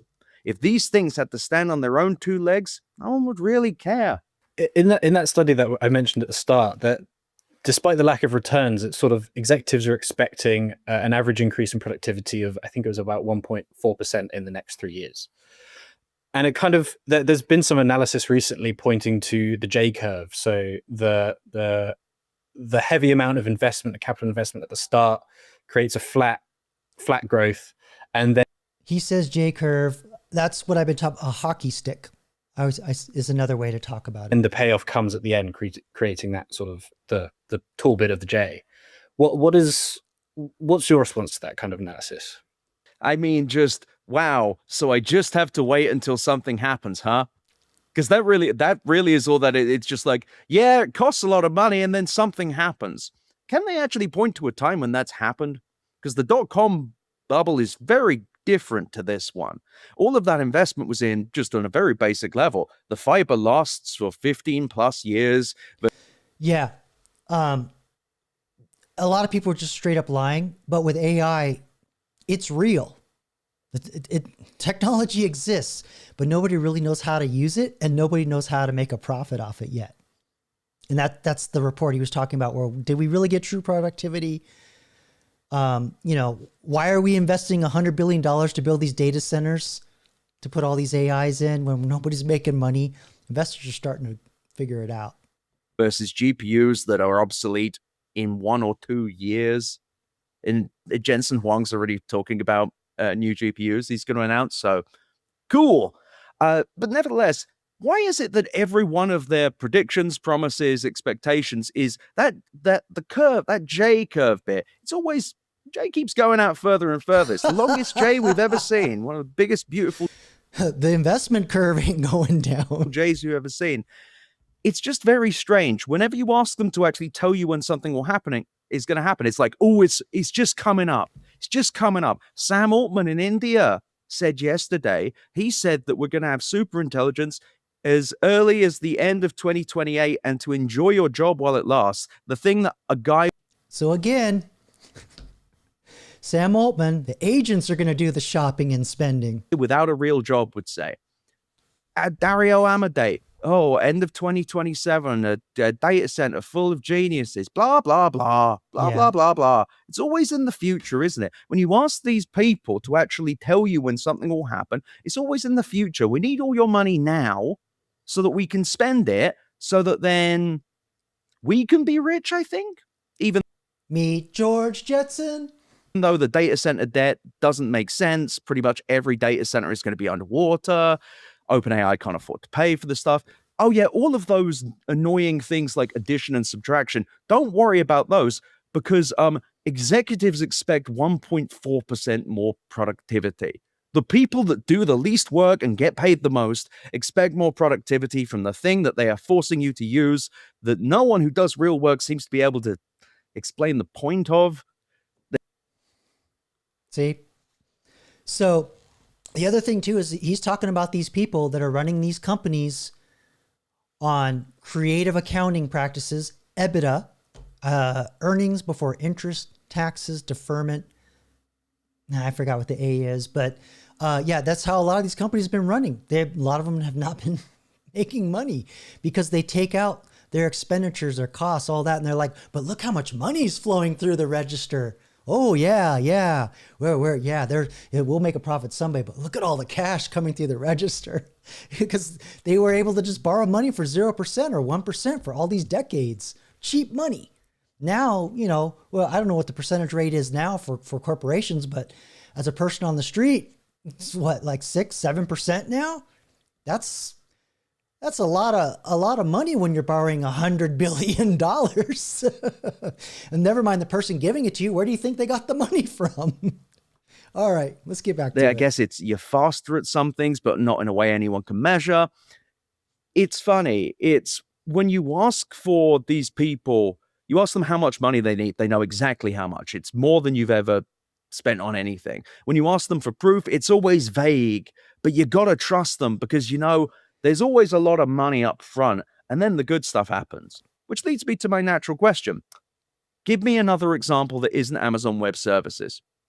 Give me an example, because there isn't one. And Amazon Web Services was about $69 billion over 9 years before it went cash flow positive.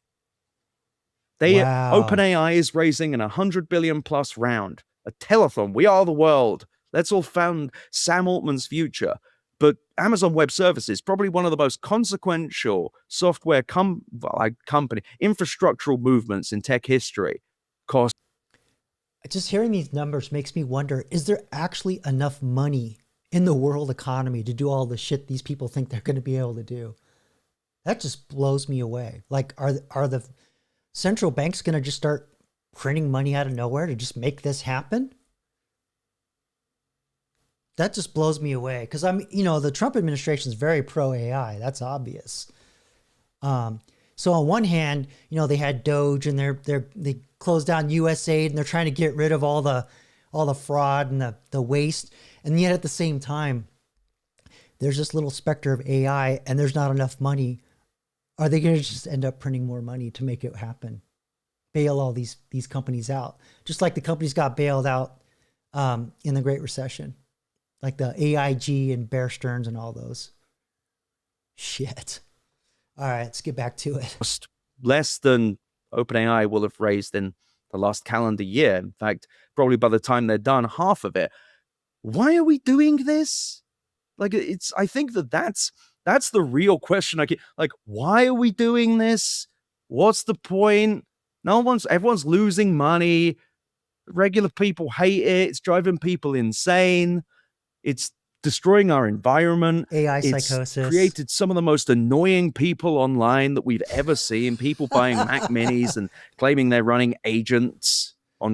Yeah, so that's the Claude bot thing that happened the last couple of weeks. And actually, when I was talking about earlier, Coinbase had the wallets that agents can use. Those Claude bots are what a lot of the transactions are going through that. But when you go and look at what they're doing, it's like, it create a website, summarize my texts. Nothing's happening. Yeah. We're just burning money for no reason. It's so sad. If we take at face value that there will be a 1.4% boost or whatever it might be, 2% we could call it, is that enough to justify the hundreds of billions or even trillions even that are being thrown at the building of AI infrastructure. And then also on the Crazy. OpenAI $100 billion funding round, that's not the last one we're going to see, surely? Just real quick, I mean, this is how crazy it is. Just to remind you, there aren't enough chips, GPUs for the brains. There's not enough memory. There's probably going to be a storage shortage as a result of that. Massive supply chain disruption, but yet they're trying to build these data centers super fast. And then you got Google issuing 100-year bonds to raise money to make more data centers. I mean, this is just insane. This is insane. God, no. I mean, so but I want to also be clear about something. Anthropic has done a really good PR job in pretending they're the nice ones that aren't the big lossy company. No, Anthropic is as big, ugly, and bilious as OpenAI. They raised $30 billion. The information reports they're going to spend $100 billion on training in the next 3 years. Also, these companies, when they say training, they want you to think R&D and CapEx. They want you to think training will stop. No, training means everything. Bug fixes, small updates, stopping That's model true. drift. Model drift is when the model can't respond to the real world anymore. And yeah, so again, just a quick friendly neighborhood reminder, AI is just software. It's got to live somewhere. It's got to be maintained. It's got to be updated. It's got to be patched. And, when you got an AI out there that's giving people AI psychosis, they got to patch that. Good luck. Anthropic, by the split of how they spend their money, that means they're going to spend about $160 billion in compute in the next 3 years. They only got $30 billion. Oh, wait, they also promised $21 billion to Broadcom for chips. Jesus. So yeah, Anthropic's going to need at least another $100 billion. OpenAI raising... There's that figure again. Over $100 billion now. That's nice. That should cover a third of the $300 billion they owe Oracle. And Oracle's building a bunch more data centers. They're going to actually owe them more than that. Also, they owe Broadcom. They're meant to build 10 gigawatts of data centers by the end of 2029. It's going to be another $400-something billion. They promised 6 gigawatts to AMD. Unless, of course, they were just lying about all of The those. money's But going in a putting that circle. aside, OpenAI, according to the information, plans to spend over $450 billion in compute. $100 billion is barely going to let them wipe their ass. I don't know why they're pretending they only need this much, but apparently Amazon is going to be a big chunk of this deal. And I assume that $38 billion of this will be the 7-year-long deal for paying Amazon for Amazon Web Services. If there was a functioning SEC, this would be investigated. It shouldn't be legal to invest cloud credits. This is interesting. It's like they're trading fur skins because there's not enough money. They can't raise enough money, so they're going, yeah, you want to trade for some credits on the cloud, and we'll give you this and that. That is wild. But this is interesting that the cloud is playing such a huge role in all of this, because a lot of things that I'm reading, these same companies that are saying, yeah, we're not getting the productivity. On the other side of that, they're saying the bill is killing us, and we got to get off the cloud and put it in our own hardware, thus making the data centers. I mean, yes, AWS has its own data centers, but yeah, companies have their own data centers too, and their own servers. And a lot of companies are getting, multi-million-dollar bills just to have the AI think. And so shit, we got to get this off the cloud, because the more we get, it's not just growing a little bit, it's multiplying. That's what I'm reading. So interesting how, you know what? I know why. Because they're betting on the cost of the tokens going down. Everybody thinks that the cost, Jevons paradox, they think the cost is going to go down and the demand's going to go up, and that's where all the cash is going to come in. That's what it is. And the agents are going to buy everything. All right, let's get back to Indeed, it shouldn't be legal to invest this much in a single customer. This is creating a dependency in the revenue streams of big tech on companies that cannot afford to exist. And if the only way they can exist is big tech feeding itself its own money, yep, that's not a real business. It gets back to what I was saying earlier. It's not a real industry. It's not a real business. It's like the government printing money to pay for all the programs and crap they've been doing to feed all the fraud and the inefficiencies. Exact same thing. That's where the massive amount of inflation's coming from. I don't know what the effect would be on the economy with all these companies passing money around between each other, but it can't be good. Can't be good. These things are particularly useful. And on top of that, here's a crazy fact for you. So, someone did a mathematical study of the limits on Claude subscriptions for Anthropic. They allow you to spend anywhere from 8 to 13.5 times the amount of money you spend on your subscription in API calls. So, just give you an example. If you spend $100, they're giving it away for free, basically, a month on a Claude Max subscription, using Claude Code, you can spend over $1,300 of credits. Yeah, takes money to lose money, Isaac.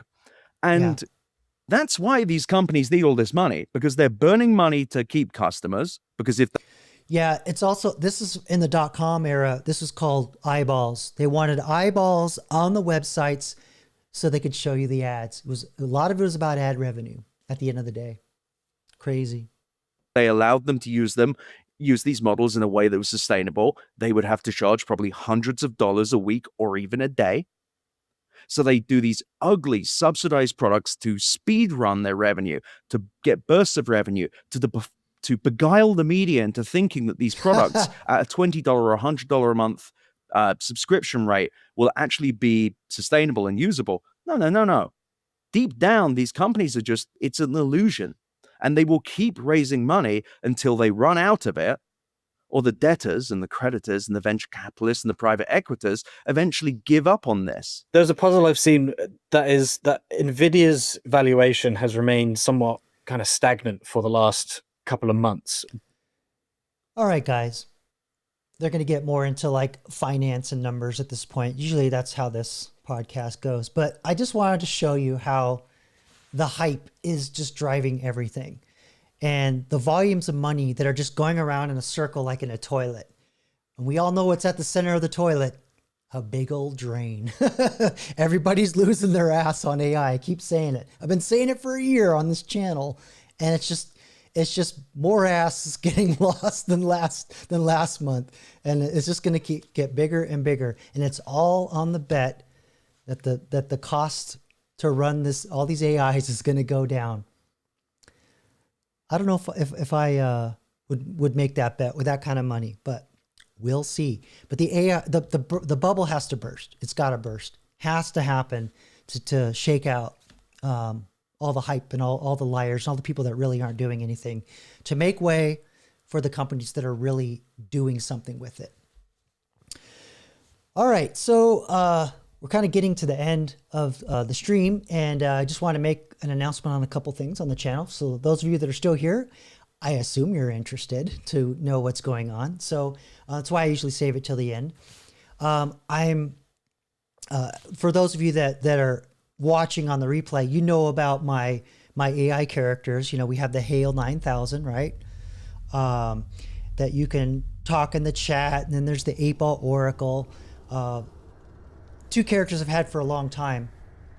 And I'm working on a new platform so that I can convert these into a more modular system. And I'll be able to bring in characters that can debate each other. So I'm not expecting to like spawn 50 characters that you have to ask questions to. But yeah, these will interact with each other. They'll interact with me and on occasion with you if you choose to.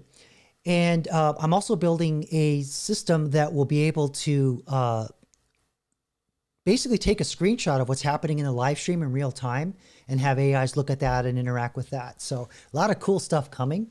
And the reason why I'm mentioning this is that what I'm doing with AI, I'm using AI to code a lot of this, but I actually haven't written any code yet. I'm still talking with a couple other AIs just to describe what I want to build. And I'm making all kinds of documents. And then I'll give those documents to the actual AI that's going to code it. And then I'll just let it kind of step through, and I'll review one step at a time. I'm not going to push that button where it says just do it all at once, because then I got to review all that stuff. Like I was saying, you know, just because it's productive doesn't mean it's doing it right. So I have to kind of slow it down a little bit and review what it's doing as it goes along. So that's how I use AI. I'm not going to use it to do biology because I'm not a biologist. I am a coder, but I know when to not let the AI just run off and do its whole thing, and then come back the next morning and have a whole app and go, why is it so buggy, right? So I think I'll probably have something to show in the next 2-3 weeks. And then once I get this thing launched, I'll be able to roll out characters pretty quickly, pretty regular. So we'll have lots of segments and lots of gags and lots of fun things happening in the live stream. So I'm really excited. And I'll put some sneak peeks in the community for you to take a look at. But that's tonight's live stream, everybody. My voice is starting to go. And thank you so much to the regular attendees. And we had a couple new visitors tonight. I think we had, what was it? Chan310. I apologize if I didn't get your name right. And we had Saskia. Thank you for subscribing and joining us tonight. And then we got our regulars, Lily, Batty. We had Lisa and Adrian at some point came in. So thank you, everybody. Appreciate you supporting the channel. Live stream next week. Maybe a long form video this week. I don't know. I just really do enjoying these live streams and interacting with you all. Hopefully you learned something. I know this one was a little more financial, a little more technical than usual. But sometimes I just want to challenge you. So get out, touch some grass, stop touching your AI, get some sunlight if you got it in your region, because I know we got winter. But until the next one, thanks for joining me. Thanks for supporting the channel. Peace.